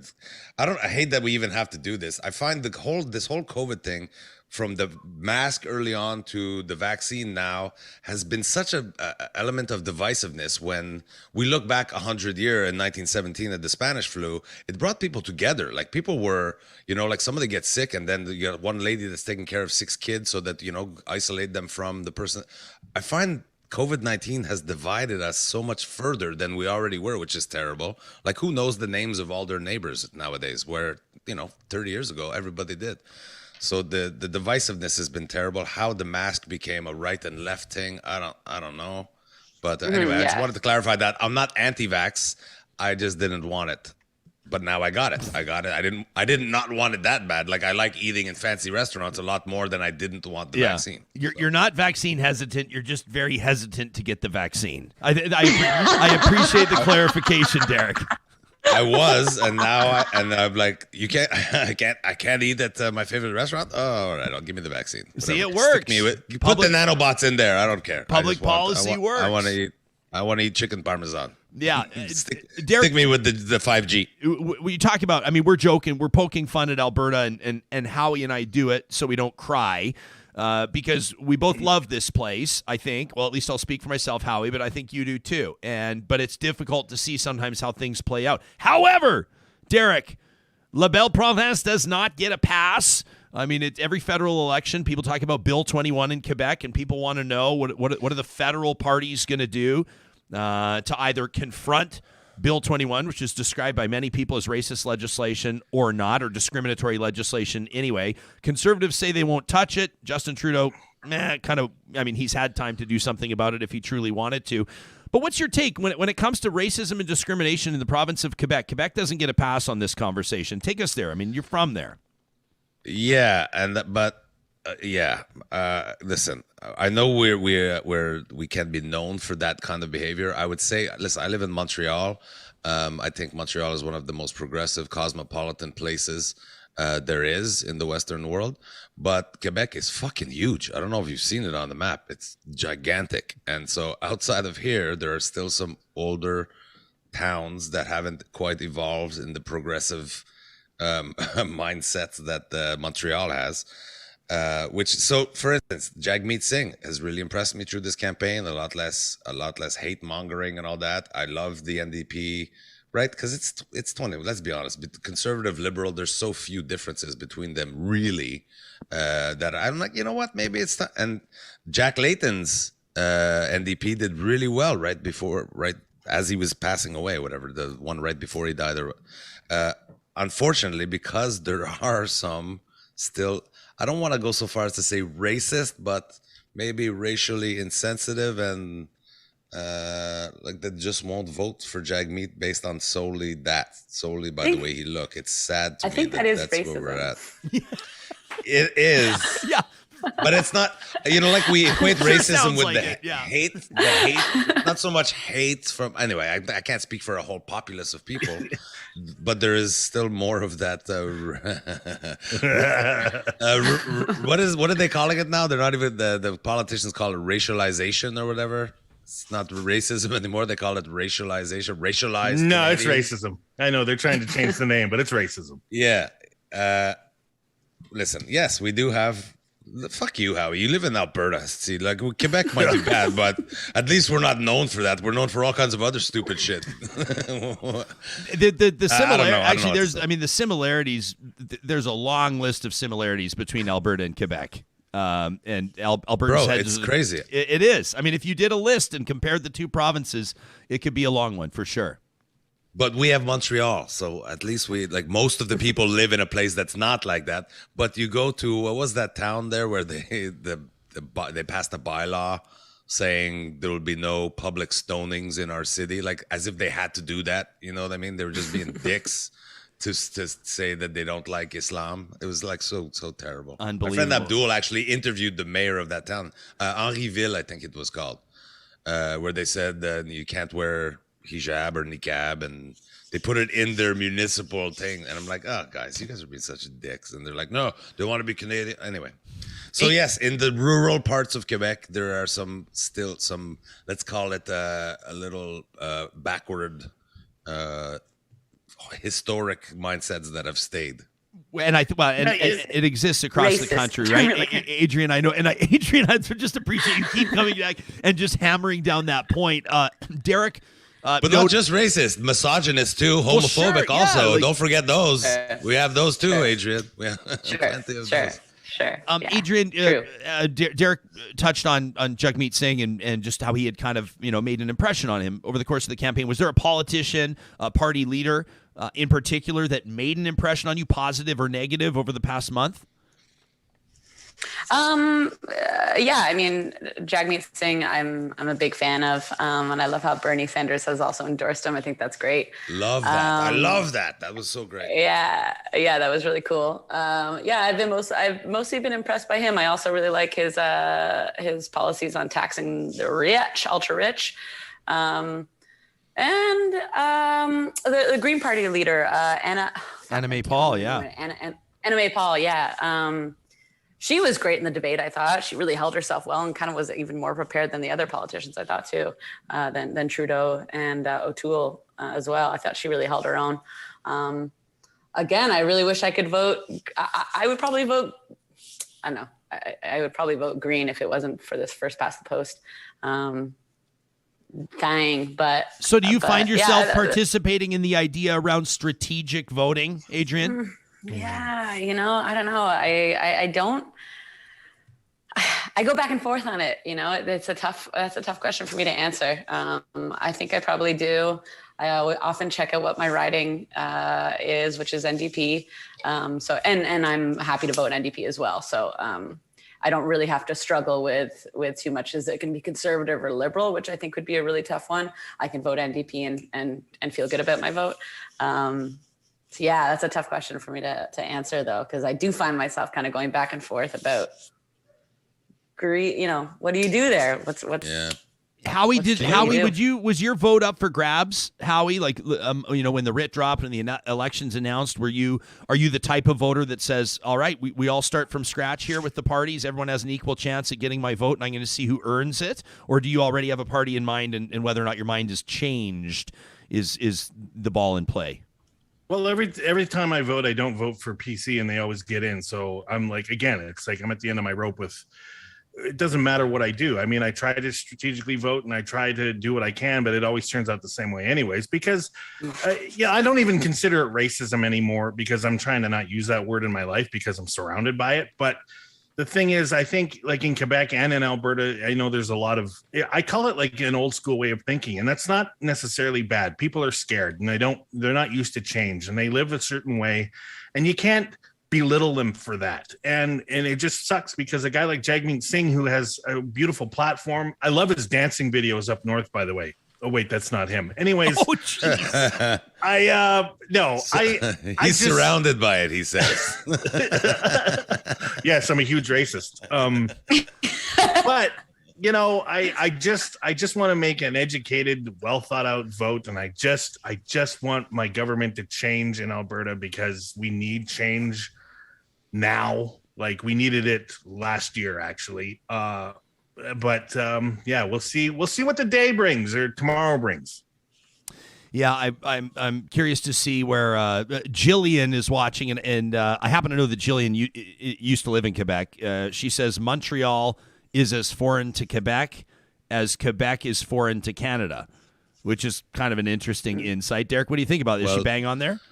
I think that's it's well said. It's a very different. Like, again, it's huge, right? Like Canada is huge. So anyone like I think we've all been to the Halifax Comedy Fest or just going to Halifax. That's a different people. I mean, it's still Canada, but it's very different. Newfoundland is different from everywhere. You know, Alberta's got its idiosyncrasies. And so Quebec is like I think Quebec is larger in landmass than like 47% of the countries on planet Earth. So it's understandable that you're in Montreal, but then you can drive 7 hours and they're going to have slightly different mindset. So I think that is an astute sort of description. Yeah. I also think I wanted to mention before, can you imagine how different the world would be right now had Bernie Sanders have gotten that nomination and then become president? Like, I really think that I fantasize about that sometimes. Like, oh my God. And then Bernie Sanders does like 4 year. And then now this election, the NDP really has a mega shot, because let's be honest, Bernie Sanders is like the NDP. It's all candidate based. There's only two parties, but depending who gets the nomination, it changes the structure of the whole party. But that would be interesting. Again, I don't want people to think I'm not extreme on anything. I'm not socialist, which I don't think in Canada, our most left party, it's not socialism anymore. It's just more socially minded. It's taking care of everybody. You know, we have one party that's thinking about one very small group of people. The Liberal, I feel, pretend that they care more than they do. But it's all, I'm so dismayed about politics. I'm going to vote because I'm trying to show a good example for my children and everything. But I'm so dismayed on the whole political system in our country, even more worried about the one in the countries south of us. But it seems like nobody's motivated by the real thing. Jagmeet is the one for me, and the lady from the Green Party, I have to be honest, are motivated by the right things. Everybody else seems to be motivated by some, like, power, you know, influence, personal financial gain, brokering deals with the. Nobody's motivated by the thing that they should be to be in politics, which is to be a person for the people. And all the people. And you know what? This 100%. is what, Derek. This is what you're saying is what makes me nervous, because I absolutely understand where you're coming from when you say you become disillusioned to the point where you don't really want to participate, but you want to set a good example for your kids. And then I always think, well, then the bad guys win, because the whole point is to chase decent people away from politics. The whole point is to create an arena that is so nasty that no person in their right mind would ever want to get in there, you know? Yeah. And then what are we left with? Jillian, by the way, went on to say, and I'll put this in front of you, Adrienne, she says, no real differences between the conservatives and liberals, really? She says, my black skin and my uterus disagree. Adrienne, as a woman, did that, I mean, did you, when you see, I mean, I think every single person sees, obviously, party platforms through their own specific fucking Derek lighting up another smoke. I wish I had something to fire up in here, but did you feel that there was enough conversation about so-called women's issues as part of this campaign outside of what we talked about out of the gates here, the sort of mudslinging around abortion and assault rifles? Yeah, I mean, what was your listener's name? Jillian. That was her name, right? Yeah. Jillian, yeah. I mean, she's absolutely right. Of course, there's a difference between conservatives and liberals. I guess I was just kind of saying that as like a kind of similar to kind of what Derek's saying, is that in that, like, I don't trust O'Toole and I don't trust Trudeau. Trudeau is kind of like this, like a little bit of he's like this weird robot. He's so groomed that I don't trust what he's saying. He kind of says things, but I don't believe them. And he's proven time and time again that's he's not to be trusted. But you're absolutely right, of course, in terms of abortion, in terms of, I mean, Aaron O'Toole, I guess, is pro-choice, him specifically. But what do I have to say there? There has been some touch. I guess it hasn't really been a big focus of the campaign. women's rights. The only real mention to it, or the real importance to it, is in terms of childcare, right? And what party lines are discussing in terms of who we're helping, in, especially after COVID relief. I think that's which, a big by the one. way, Quebec invented the subsidized daycare. That's a hot topic on Trudeau's platform. It started with Parti Québécois. So Parti Québécois, who are the treason party, if you're not aware, they're trying to break up Canada. But they're, politically speaking, very similar to the NDP, very socially minded. Subsidized daycare started in Quebec and then got adopted across Canada for... where it's not as good as here. Here, literally, people pay $7 and the government sends the rest. In the rest of Canada, I think you pay and then you get some back in a tax break. But also a full year maternity leave, that's also born in Quebec through the Parti Québécois, and then was so popular that the rest of Canada was like, ugh, and so now you have Quebec to thank. Not just Quebec, but the separatist party in Quebec to thank for 50 week of maternity or parental leave. So I don't know why I felt I needed to add that. No, yes, we have a ton of racists, but we also care about the children. Making future racists. on the cheap, at an affordable price. So at the end of the day, I guess we'll know, millions of Canadians will vote today, and I guess we'll get a bit of a sense of, I mean, this is how voters send a message, right? This is how the electorate sends a message on what's important. Howie, we've talked to Indigenous leaders and commentators across the country a number of times over the past month, and quite frankly, we've received different assessments on the degree to which they're satisfied that reconciliation and that Canada's commitment to reconciliation has been reflected in these election platforms. Do you, in that context, believe that voters have enough to go on based on the conversations we were having in May and June and into July about residential schools and everything else? Do you believe that in a way that this election will reflect where Canadians' priorities are there or not? I mean, my honest assessment is that I haven't seen anything really tangible in any party's platform that leads me to believe that anybody thought that it was either a ticket to success or even politically feasible to put something in front of people. How about you?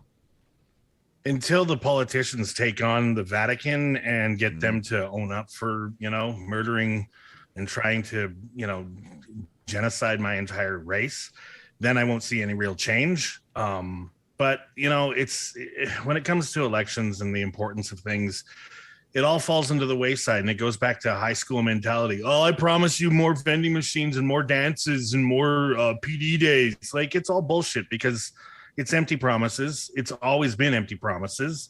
And it's just a big waste of time and money. We need change, the whole system. I mean, you can't just say, well, hopefully, I'll roll the dice with this one. I mean, change has to be made. And, all joking aside, I get really depressed. I watch Star Trek because there's no politics in Star Trek. Earth is all united. It's all a utopia. There's no money. There's no greed. And hopefully, but again, there's no natives on Star Trek, so that scares me. I want to ask. Native of somewhere. They're native of native somewhere. Yeah, I mean that's true. That's true. Native to somewhere for sure. I want to ask you all this in closing. Adrienne, we'll go to you first. If you were prime minister for a day, what would you do? Okay, that's easy. You ready? Monday, Tuesday, Wednesday, Thursday, Friday, Saturday, Sunday. 2 Saturdays. Two Saturdays. It's so easy. You got my vote. Perfect. Actually, yeah. What would I do? But what you're doing, you're adding a day to our work week.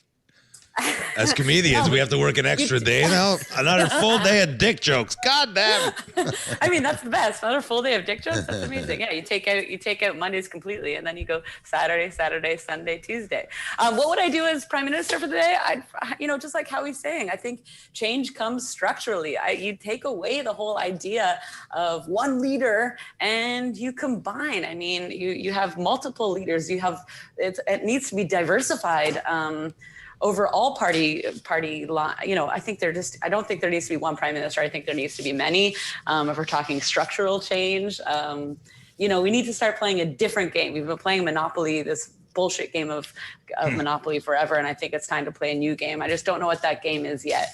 But new game and 2 Saturdays. And in 4.7 billion years, the sun's going to evaporate the earth and none of this will even matter. So, 2 Saturdays. I love Go it. fish. 2 Saturdays. That would be an amazing hashtag, an amazing election platform, and you'd probably win. Howie, if you were PM for a day, what would you do? I know everyone wants me to kick out all the white people and send them home, but I wouldn't do that. You know what? I like Adrienne's idea of Saturday. It's like the Elton John song. Saturday. It's all Saturday for me.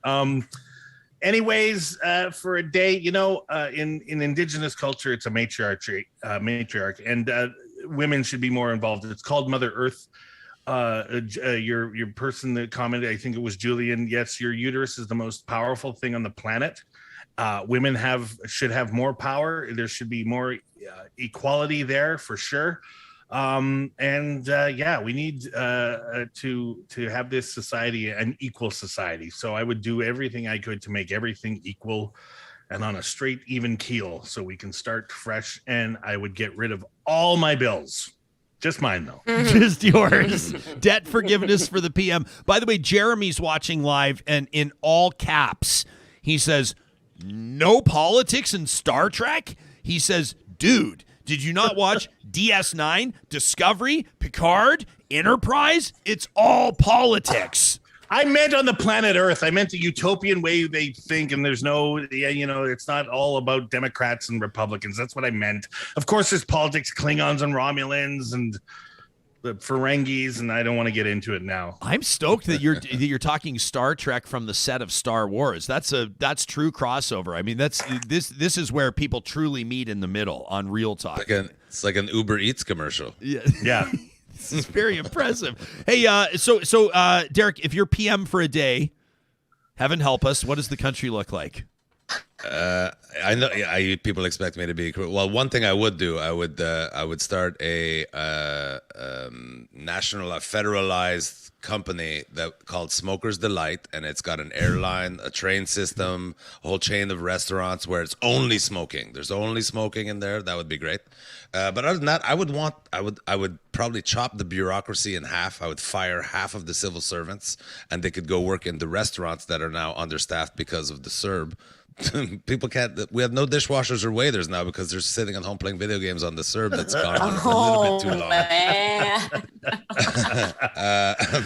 But I want my restaurant to be staffed. That's all. And I feel there's too much bureaucratic. There's too much civil servant. Like there's too many people working in the government. There's too much government.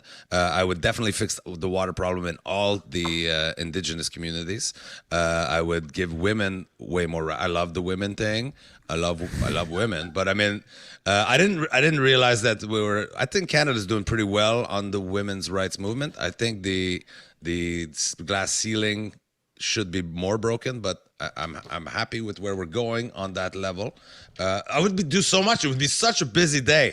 I would be the best prime minister ever, but I would be very happy to quit after that one day. 2 days of work in a row. Fuck that. I tell dick jokes. I want to get back to that, please. Luke is wondering. Luke is still deciding, Derek, on whether or not he's going to vote for you on our live chat. He's curious to know if you would commit to bringing back menthols. Nope.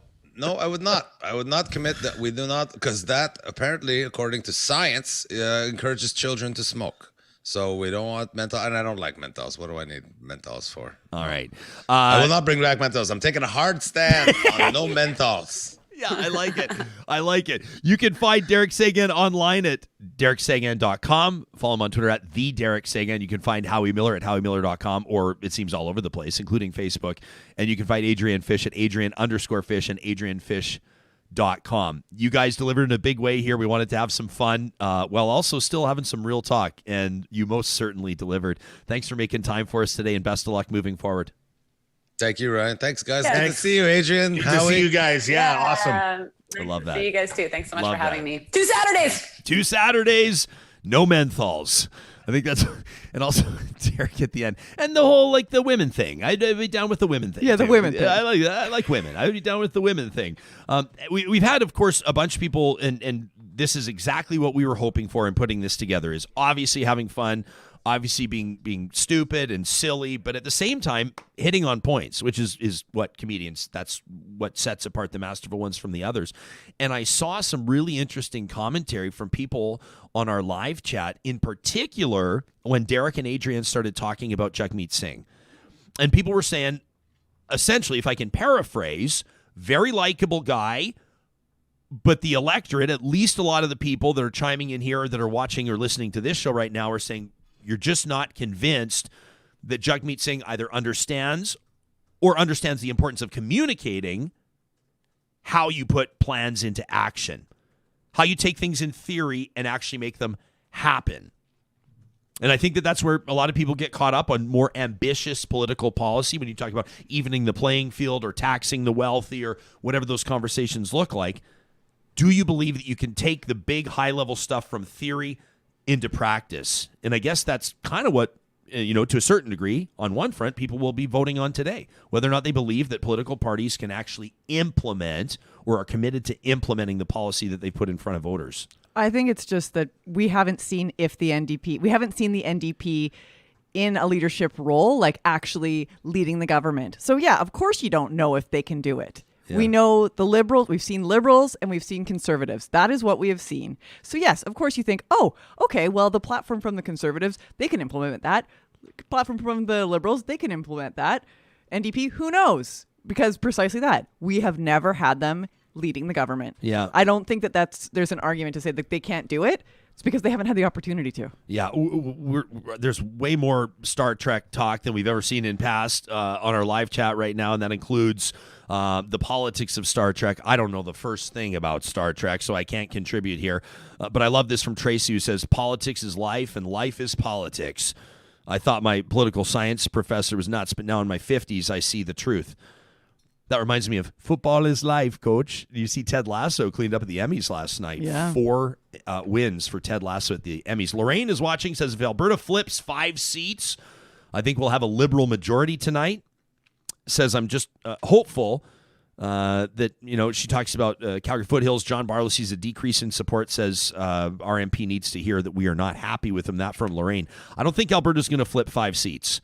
There's a riding in play in Edmonton that could go NDP.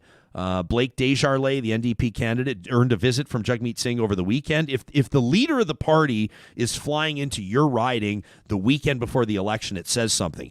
It says that they think you could win, and it says that they think it's not a guaranteed win. And so the leaders are going to focus on ridings where they think they could do some damage. Here's the thing. The incumbent there, a former newspaper columnist by the name of Kerry Diot, won by a landslide last time around. I think it was 13,000 plus votes, the margin of victory. So Mr. Desjardins certainly has his work cut out for him in that riding, but we'll see what happens there.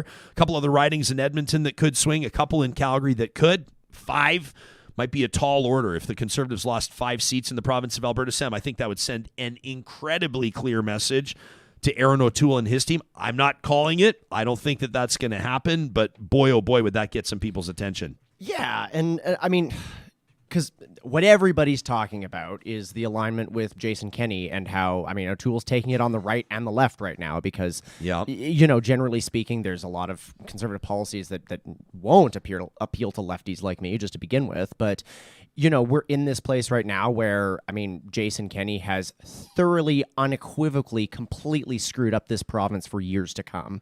And, Aaron O'Toole was very supportive of Kenney right until he wasn't. And then he went days and days in a row weaving and dodging every question that was thrown against him. Yeah, about and that. It was granted, I've been watching a bunch of the leaders' exit interviews, and they all dodge every question, and they all have terrible canned answers for everything, which just really put me off of the election for a bit. But I do agree, there's a couple ridings in play in Alberta. I don't think we'll flip 5, but we might flip 2. Yeah, the Real Talk Roundtable just this past Friday with the strategist touched on whether or not Aaron O'Toole sort of showed an astuteness in how he managed those questions around why he characterized Jason Kenney as having responded to COVID the best of any leader in Canada, in particular saying that Jason Kenney managed COVID-19 way better than the federal government. And of course, that comes back to bite him. How badly? We'll find out. We'll find out today.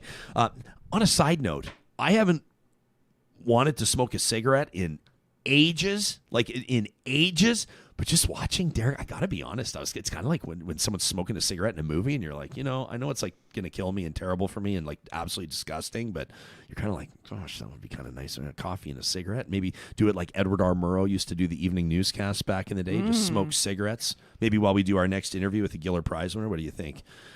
Maybe not. Maybe not. Don't smoke, kids. That's right. That's the message from Real Talk. Don't smoke, kids. Another message from Real Talk. Athabasca University is Canada's online university. And that means that thousands of people that are going back to school, in particular post-secondary school this fall, are doing it outside of a brick and mortar context.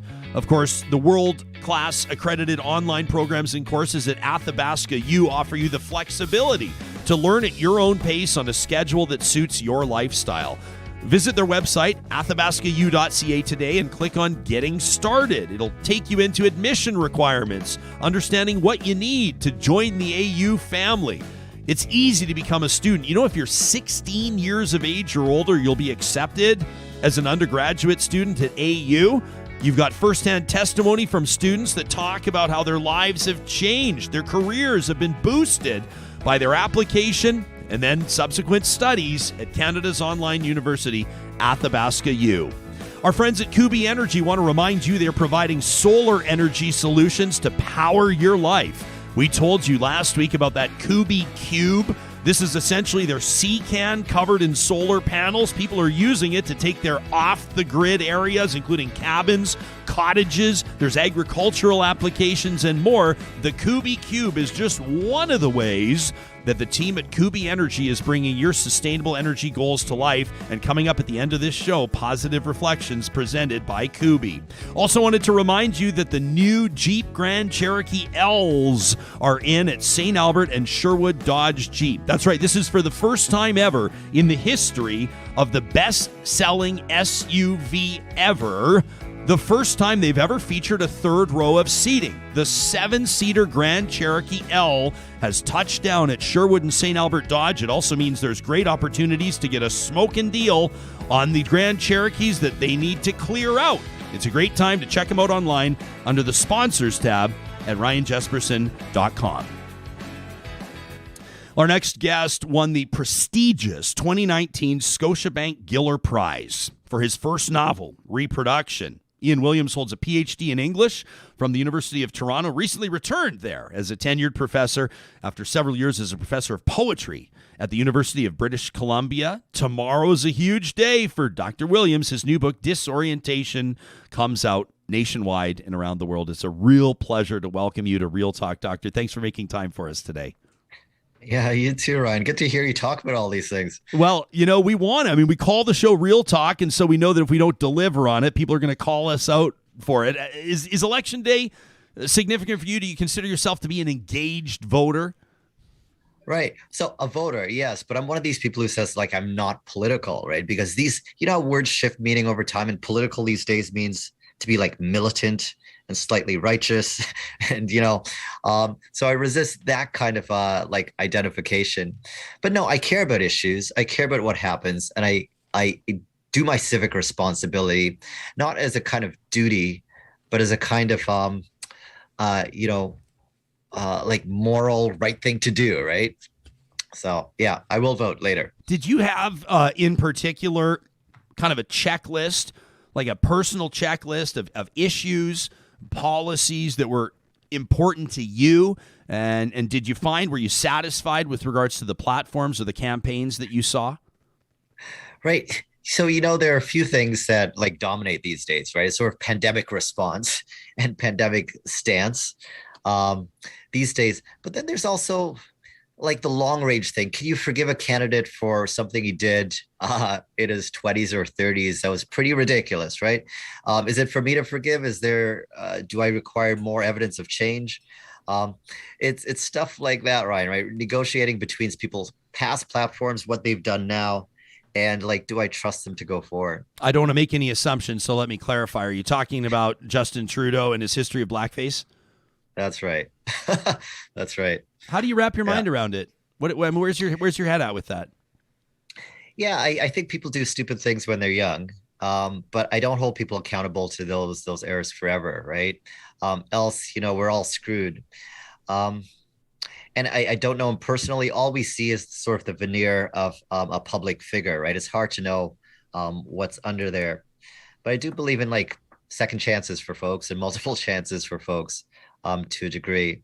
So that's always a tough one, right? Do we punish people forever? What's your take? What's my take? Yeah. Gosh, nobody ever asked me what my take is on this one, to be honest with you. I just ask everybody else. I think, and I appreciate the question. I think that I'm surprised that he survived the last election. When it came out, I thought that was it. I have a personal history, having grown up in really conservative circles in South Calgary, and I take a look at some of even my past attitudes, and I've tried to be really open about this with people, because I think that the more that people talk about it, the more that people feel comfortable to talk about their own journeys. I would be absolutely appalled if some of my past jokes and some of the past positions I took on things were ever made public. I would be mortified. I've done a lot of growing and maturing. I think it's healthy for me to say publicly that even as a high school student and even into university, I told racist jokes. I perpetuated racist and misogynistic attitudes. My views on, and I'm going to broaden your question in my answer because once I start talking, I can't stop. My views on, for example, women's reproductive rights have changed dramatically over the years. And a lot of that is based on real life experience and people that I love and care about having conversations with me and talking about their personal journeys and seeking to understand. And so I can acknowledge, and I agree with you that, when you're younger, you can do really stupid things, because I did really stupid things as a young man. I do also acknowledge, though, that, that Justin Trudeau's photos, a lot of them were he wasn't 14. And so I think that that's worth noting, but I do believe that people can change. I think that an apology is significant. And I guess that's maturity, right? Yeah. Maturity. Like we grow, we get better. What you're saying, like we are not the same people we were in high school, right? Yeah. Hopefully, there isn't like a clique of like mean girls walking around still, in their 40s, bullying, sensitive anorexic girls, right? We should change. We should regret the things we do, and move forward from there. So yeah, I think so. One of the things the book does early on, Disorientation does, is deal with this idea of like the repercussions of our behavior and this kind of cancel culture that has emerged. And people don't want to talk about race, for example, because they fear saying the wrong thing. You're on air all the time, right? So you're aware of the real danger of like saying the wrong thing one day, and then boom, there goes your career, right? No matter how many good things you've done in the past, it's real, right? The repercussions are real. And so I wanted to sort of preserve a space for civil discourse for people who are well-hearted, good-hearted, but may not have all of their positions worked out quite. And we can still talk. We can still sort of be wrong now, but be less wrong a little bit later on. And, it's not all this sort of, cracking a whip and taking people to task and canceling and all of that. That has to get dismantled, I think, for us to talk really honestly about race. Are you concerned right now at the climate around? I mean, people talk about cancel culture, and as soon as you invoke that phrase, some people will roll their eyes because they'll acknowledge, in their opinion, that that's not a thing, that it doesn't exist. Other people will maintain that there's no real thing like being canceled because, some of the bad actors are popping back up again. I mean, the last 2, 3, 4 years, I think with not just cancel culture, I mean, Me Too and Black Lives Matter, and there's been a lot of serious discussion going on. I mean, do you see it as a healthy trend? Well, I think the attitudes that perpetuate it are not healthy generally, this kind of lording over somebody else and presiding over them. But I think the instinct there, or the the desire for justice to be had, right? That is really commendable and respectable. And even the fiery sort of Old Testament, prophet kind of attitude about it is kind of cool sometimes. But I think what we're also seeing is this kind of return to reputation mattering. For a long time, it was just kind of, we're free to say and do whatever we want. But once a reputation, the rise of social media sort of brought this return back to reputation that, what image you put out there of yourself matters. And we can take down that image. We can take down your self-positioning, and that is in essence destroying you, right? So reputation is back, just like it was for like Hester Prynne in the Scarlet Letter, right? It's back for us these days. Well, through the course of putting this book together, did you experience anything that was maybe unexpected with regards to your own thought journey, or was there an epiphany or several of them along the way? Yeah, I mean, there are lots of these things that happen daily for racialized people, right? We're constantly sort of reminded that we are Black or racialized in a way that I don't think you necessarily go through your day every day thinking, I'm a white guy, a white guy. Or if you do, nobody's reminding you of it, right? And so disorientation really sort of addresses the fact that we try to live our lives as regular people. I played tennis yesterday, but when the person on the next court only addresses, say, my white tennis partner, although, I'm holding up my racket for him to direct the ball to me, and this goes on for an hour and a half, I'm like, what's happening here? And the difficulty is like, do I read that as a racist incident, or do I read that as he's blind in one eye and can't see that half of the court? There are always other ways of like explaining what's going on, right? We don't often jump to the racial explanation, but regardless, the effort that it takes to process all of that stuff, the effort to say, am I wrong? Am I being gaslit? Right? Is this really happening? Am I being oversensitive? All of that effort burns up things that I could be doing, like practicing my second serve, Yeah. Well, we had as these comedians that were on just before you and Derek Seguin's talking about Jagmeet Singh and how he believes that, he's a compelling personality, and, a lot of people would consider voting for him, except for, well, there's that kind of, and then he goes, well, like, I don't know if it's racism, and then Adrienne Fish jumps in and says, yeah, no, that is racism. That's what that is. It's people that aren't voting for him. We're saying the same thing. I'm hearing it. I'm laughing because we're talking. There's nothing funny about this, but Alberta has municipal elections coming up a month from now, and the candidate that's leading in the polls in Edmonton right now, Amarjeet Sohi, former federal minister, former city councillor, former political prisoner in India. I mean, his journey's been remarkable. I've heard people tell me to my face, and not trying to shock me, just saying it so matter-of-factly that it kind of took a second for it to resonate with me, but they just went, Amarjeet Sohi could be a good mayor, but and then they kind of get into these reasons like his accent, and I'm going, that the accent has nothing to do with anything, and you realize it is inherent and it is there all the time, and like you're talking about, Ian, Amarjeet Sohi, I guess in the back of his mind, I'm not speaking for him and I'm not speaking for his campaign, but does he have to campaign doubly as hard so people can envision having someone of Indian origin as a mayor in Canada? Like, really? Right. And the other part to this here is that folks think about who can represent me, or can someone who looks like that really stand in my place? It's one thing to, send your daughter to, sign a paper for you or to represent you at the bank or whatever. But do you want this face to be your representative on a global scale? Do you actually feel connected? Do you actually feel this person is Canadian enough to stand in for the country or the province or what have you? And so we brush up against these expectations of what a national face looks like, what a Canadian face looks like.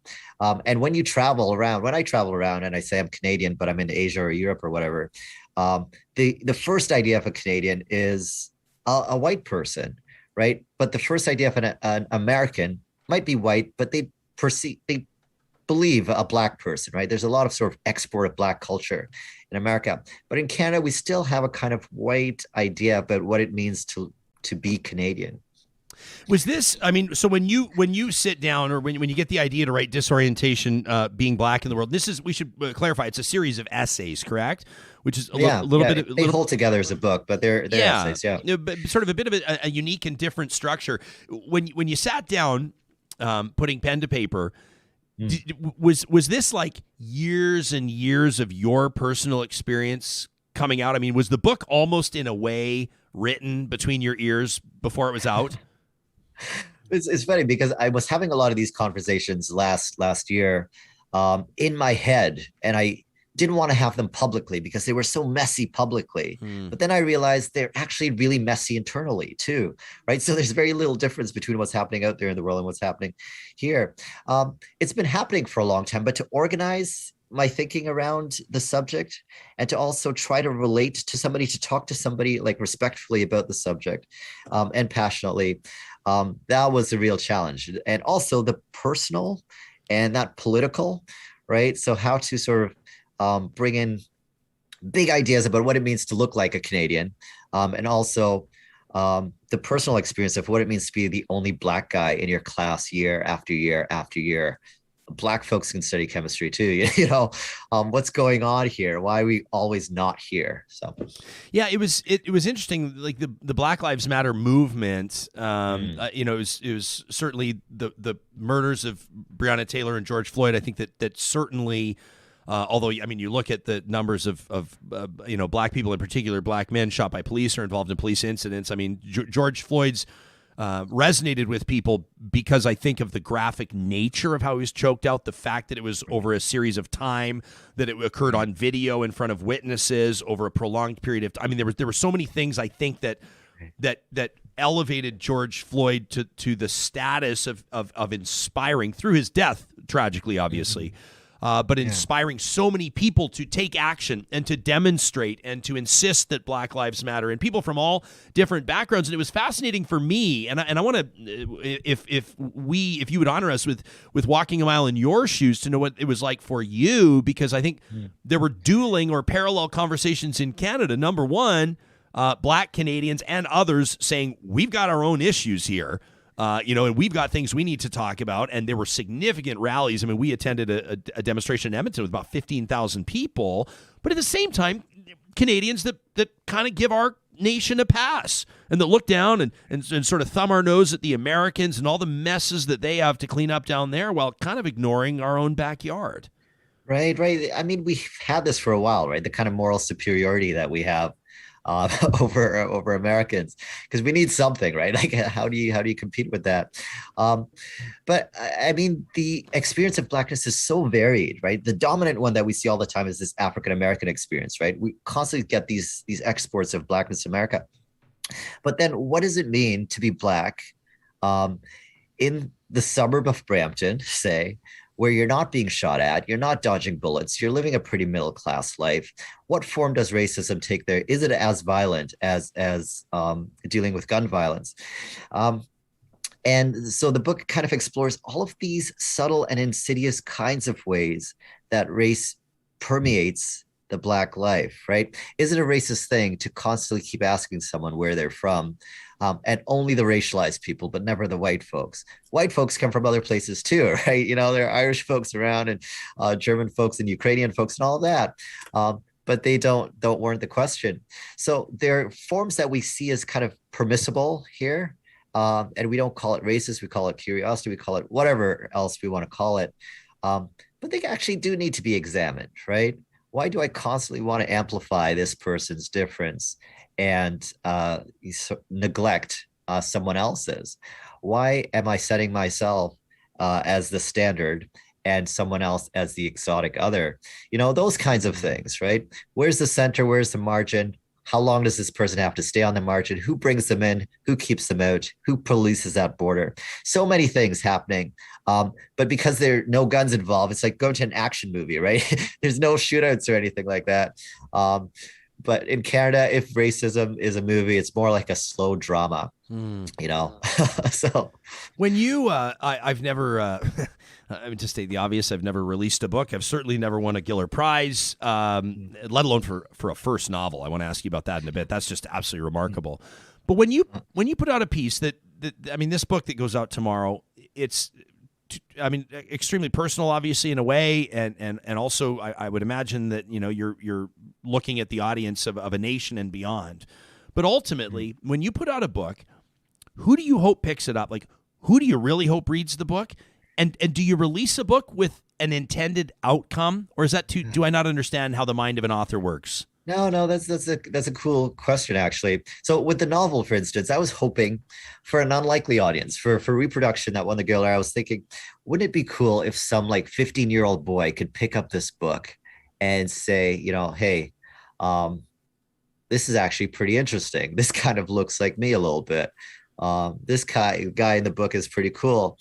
For poetry, I kind of hope something similar, which is like someone who thinks they hate poetry. They come to the book and they're like, this is more like a puzzle, or I'm actually enjoying engaging with this than I am. It's not what I thought it was in high school, right? I don't have to like circle the metaphors and highlight the similes, right? But for this book, actually, the audience shifted.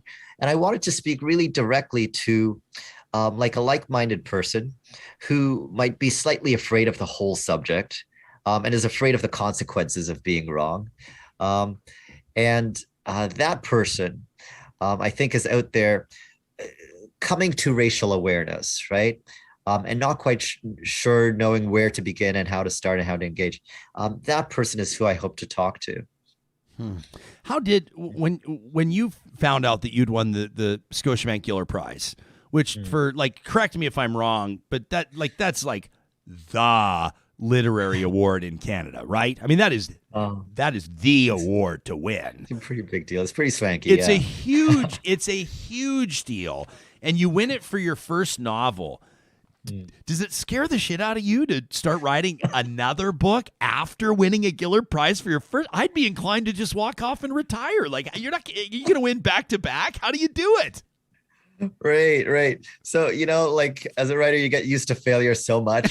You get used to there were more prizes that I did not win than I actually won. So, I wake up in the morning, I go to my desk, and, I don't write better sentences because of the Giller. The Giller doesn't like pump my sentences. It pumped my bank account quite a bit, right? But it doesn't pump my sentences better with meeting and stuff.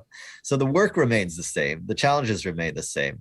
I didn't suddenly build a big muscle over the Giller Prize, but it does actually liberate me. It actually makes me feel very free to kind of swing away and write whatever I want. So quite the opposite, right? Less hustling and more just kind of, writing in comfort. Yeah. I think of someone like maybe Adrian Brody's a bad example, and but you think of these. What happened to him? But you know what maybe happened to him is like maybe he's just doing projects that he really cares about now that aren't just the big huge blockbusters. I think when you win notable awards early in your career, or relatively early in your, I wonder if maybe it kind of, like you said, now you can just write what you want. Do whatever you want. It's like Halle Berry, she won the Oscar and then she made like Catwoman, right? That movie afterwards, right? So I'll make a Catwoman project and then let's point out that on Wednesday, 5 days ago, it was announced that the Writers Trust released its 5 titles nominated for the Hillary Weston Writers Trust Prize for Nonfiction. It's a $60,000 purse, and of course, the prestige that comes along with it, recognizing a work of nonfiction by a Canadian writer. And congratulations on Disorientation winding up on the short list. That's got to be a nice little boost 5-6 days before the book comes out. That is. You get the sense like, oh, will anybody want to read about this subject? And then you're like, oh, actually, seems like people are ready for it, right? So, it's a bit of confirmation. Yeah, Doctor, do you get a sense that Canadians are open to conversations on what it's like being black in the world? I mean, like, let me put this tweet in front of you. It is election day. Millions of Canadians will vote today. This one from a palliative care physician, as a matter of fact, out of Mississauga, Ontario, tweeted this over the weekend, just yesterday, in fact. Dr. Amit Arya says, reminder, the Conservative Party of Canada's 160-page election platform does not include the words race, racism, Islamophobia, anti-Semitism, or black. What does that tell you about where Canadians are at with regards to expectations?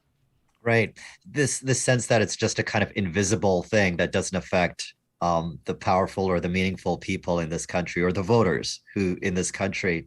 And I think that kind of thing will backfire more and more, especially as millennials age into it, right?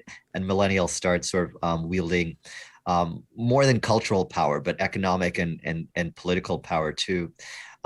That's just, how does that happen these days, except with the mindset of this is not an issue or this is not real. So.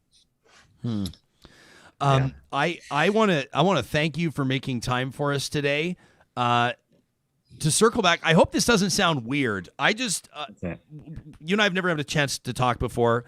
Obviously, your CV is impressive, and so I was looking forward to this conversation anyway.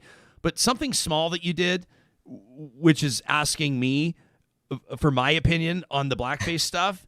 I'm serious. I mean, I've covered it for 2 years. For me, this is a strange federal election for me. This is our first federal election as an independent, grassroots startup media organization. I was on the national desk in Toronto 2 years ago for that, covering that federal election, and no one really, I guess I'm just going to cut to the chase here. As a privileged upper middle class white guy, you don't comment on the blackface stuff because it's not your wheelhouse. And quite frankly, you understand and I don't want to say the wrong thing here in the sense that I do understand the importance of elevating and amplifying the voices that matter most. And I don't even know if you did it consciously or intentionally or not. But the fact that you asked me what I think about it in us having a conversation here that a lot of people are going to hear, that means a lot to me.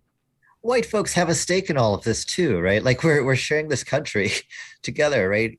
We're all sort of, your opinion matters, my opinion matters, it all matters. So yeah, and I also hope you have a cigarette too after. Kidding. Well, you know what? I mean, I'll tell you the truth is that I wanted to find something to spark up when Derek was, and I've got this big fat joint here the whole time, but I thought I've got a Giller Prize-winning author coming on right after, and I can't do the interview stoned, so I better not. So I'll have something to smoke after the show, Doctor. In the meantime, in all seriousness, I think that the subject matter of your book is so important. I have no doubt it'll achieve bestseller status right out of the gates. We're thrilled that you agreed to talk to us today. Congratulations on this new work and your new gig, by the way, at the U. Sounds very cool. Thanks so much, Ryan. I hope we talk again. This was a real pleasure. Oh, I promise we will. That's Dr. Ian Williams. He is a Scotiabank Giller Prize winner. That for his novel Reproduction, won the 2019 Scotiabank Giller Prize, and his new book out tomorrow, Disorientation, Being Black in the World by Dr. Ian Williams. Are you going to light it up or what? Doobie? Yeah. I've never smoked a doobie live on the show before. It's legal. Yeah, it is legal. I don't see why I wouldn't. Doesn't seem like he would have minded at all. No. But you know what I mean? Like just the spirit of that. Where he's like, what do you think? And this is what have we been hearing through the course of the show today? You know, Paul Brandt, the country star, saying, an Alberta doctor, which was, by the way, such weird wording. An Alberta doctor told me, people were writing in saying, like, what kind of doctor? Was it a vet? Was it an honorary doctorate? Like, Podiatrist? Was it Theo Fleury? Somebody, but then what happened is, a physician out of Saskatchewan jumps in and says, I'm a virologist in Saskatoon, and I'm telling you that you do need to get vaccinated. And then they end up having a great Zoom call. Obviously, we didn't witness it. We weren't privy to it, but it sounds like they had a great conversation.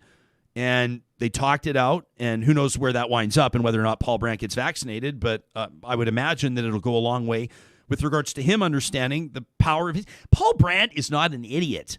And I still have, I've really liked Paul Brandt for a long time, and I do not want to dislike him. So do you? I don't dislike him. I mean, like I said out of the gates, I was just disappointed. I was like, why would you do that? As people are, you say, he did what Derek said in our panel with the comedians, and Derek Seguin's going, I'm not an anti-vaxxer and I'm not vaccine hesitant. I'm just hesitant to get the vaccine. Well, okay. And that's fine. And you understand that to a certain degree. Vaccine hesitancy is a thing. Mm-hmm. But at the same time, these conversations that we have, these open-minded conversations, and we've been talking about this through the show, I think are really important. You look at some of the Indigenous leaders we've had on the show and some of the spirit that they've taken in the context of reconciliation, having open conversations, that there is no such thing as a dumb question, that we meet in a spirit of seeking to understand. And I know that I say that all the time because I think that it's important, and it's an important premise to hold. I couldn't be more impressed with Dr. Ian Williams, so congratulations to him on his new book. We wanted to let you know, Real Talkers, that we are keeping an eye on a Twitter thread that came out over the weekend. It actually went nuts on Sunday afternoon from a fella by the name of Peter Skinner. He tweets at Rogue Nerd 1, and he claimed to be sitting on a Zoom meeting with 19 different constituencies, 11 MLAs, discussing co-signing a letter of non-confidence against the premier. We're working to verify this. It's on our radar. We will be talking about it tomorrow as we continue to gather facts. We want you to know that credibility is extremely important to us here on the show, and so we're going to reserve comment on that until we have a better understanding of what actually happened there and confirmation of it. You know, you can always be in touch with us in confidence to talk at ryanjesperson.com. You can hit me up on Twitter as well in our official Twitter account for the show at Real Talk RJ. Our friends at Local Waste want to remind you that Trash Talk is coming up again at the end of this week. It's a short week, so Trash Talk is going to be coming up on Thursday. The show is taking Friday and Monday off, so Thursday will be the return of Trash Talk. If you got something you want to get off your mind, maybe you're going to wait and see how this election goes before you compose your email to us. It's presented each and every week by the team that's been keeping it local for 25 years. Family-owned construction, commercial, and residential waste and recycling collection. You can go onto their website right now at localwaste.ca to request a quote. If you're a business owner, sure, but also maybe you have a house that's, maybe you're doing just a big, huge fall cleanup in the yard. Maybe you're purging the basement. I keep saying that because that's what we're doing right now. And you wind up, you need, like, you think you're going to get rid of it in moving boxes and garbage cans? You need a bin, and you can find them from Local Waste at localwaste.ca. Our friends at Park Power are your local and, again, family-owned, friendly utilities provider. You can choose where you get your electricity, natural gas, and internet. And today, on their website, you can compare rates to see what would be the best fit for you in your neck of the woods. Park Power donates 10% of their electricity profits to nonprofits in the community. You can learn more again on the website, parkpower.ca. The promo code 2021-RealTalk gets you $70 off your first bill. And our friends at Eden Landscaping are wrapping up their summer projects. They've been bringing outdoor spaces to life all summer long and for the last 2 decades. Mike and his team spend their fall, winter, and into the early spring working with clients on taking Pinterest boards and pages ripped out of magazines and turning them into blueprints for reinvented spaces. If you're keeping an eye on maybe what the neighbors are doing, or you saw something on a TV show, maybe one of those home improvement shows that really caught your eye, make note of it and then reach out to Eden Landscaping by way of landscapeedmonton.ca. They can work with your ideas and make them happen, and they don't leave until you are satisfied. That's their guarantee. It's Eden Landscaping. Well, every Monday, or at least the first show of every week, our friends at Kuby Energy collaborate with us to get us started off, the week started on the right foot. It's something we call and look forward to Positive Reflections. This from Michael. We loved it because it's a little bit different. He sent us an email and said, this is good news. He says, I know there's a lot going on everywhere at the moment, and the elections are underway, and at times it can feel like there's tire fires burning all around. So I thought I'd pass this along. It may not be much in the grand picture, but it's good news. He says, check out this tweet from the CEO of Rivian. This is EVs, production pickup electric vehicles rolling off the line. Michael says, I know it's small, but having these out in the world is a huge step to changing the attitudes of that market, the pickup truck owners. The Rivian pickups are coming off the assembly line. I told you about the Jeep Wrangler E's that are already available at Sherwood and St. Albert Dodge, by the way. And, of course, that Ford F-150 Lightning everybody's talking about. Michael, the only thing I disagree with you on is that I think this is a big deal. I think it's a huge deal. We're going to start seeing fleets. We're going to see oil sands companies. We're going to see all the standard sort of, textbook pickup customers going to EVs. And I think that that's going to have a massive impact moving forward. Later this week, we're going to talk about whether or not EVs actually are the most effective way to cut emissions, or whether we should look to synthetic fuels. That's coming up a little bit later on this week, right here on Real Talk. And I wanted to tell a personal story. Typically, we want to leave positive reflections to you. We want to hear real talkers' stories of random acts of kindness and people paying it forward. On Friday, after the show, I went to the post office. I had to drop something off, had to put something in the mail. And behind me, I hear the voice of a woman who says, excuse me, are you all right? Are you okay? Are you feeling okay? And I turn around as another woman, elderly, is leaning on a shopping cart and says, I'm feeling a little faint. I am feeling a little weak today. Thank you for asking. And so this lady, who I later learned her name is Sue, says, well, I used to live in Ecuador, and she says there's a culture there that does not allow seniors or the vulnerable to stand in line. She says they just don't tolerate it. And she says, I'd like you to go ahead of me. And I said, well, of course, I'd like you to go ahead of me. And then the guy in front of me said, well, you just go ahead of me. And this lady fast-tracked right to the front of the line. She mailed what she had to mail, thanked everybody, and shuffled off.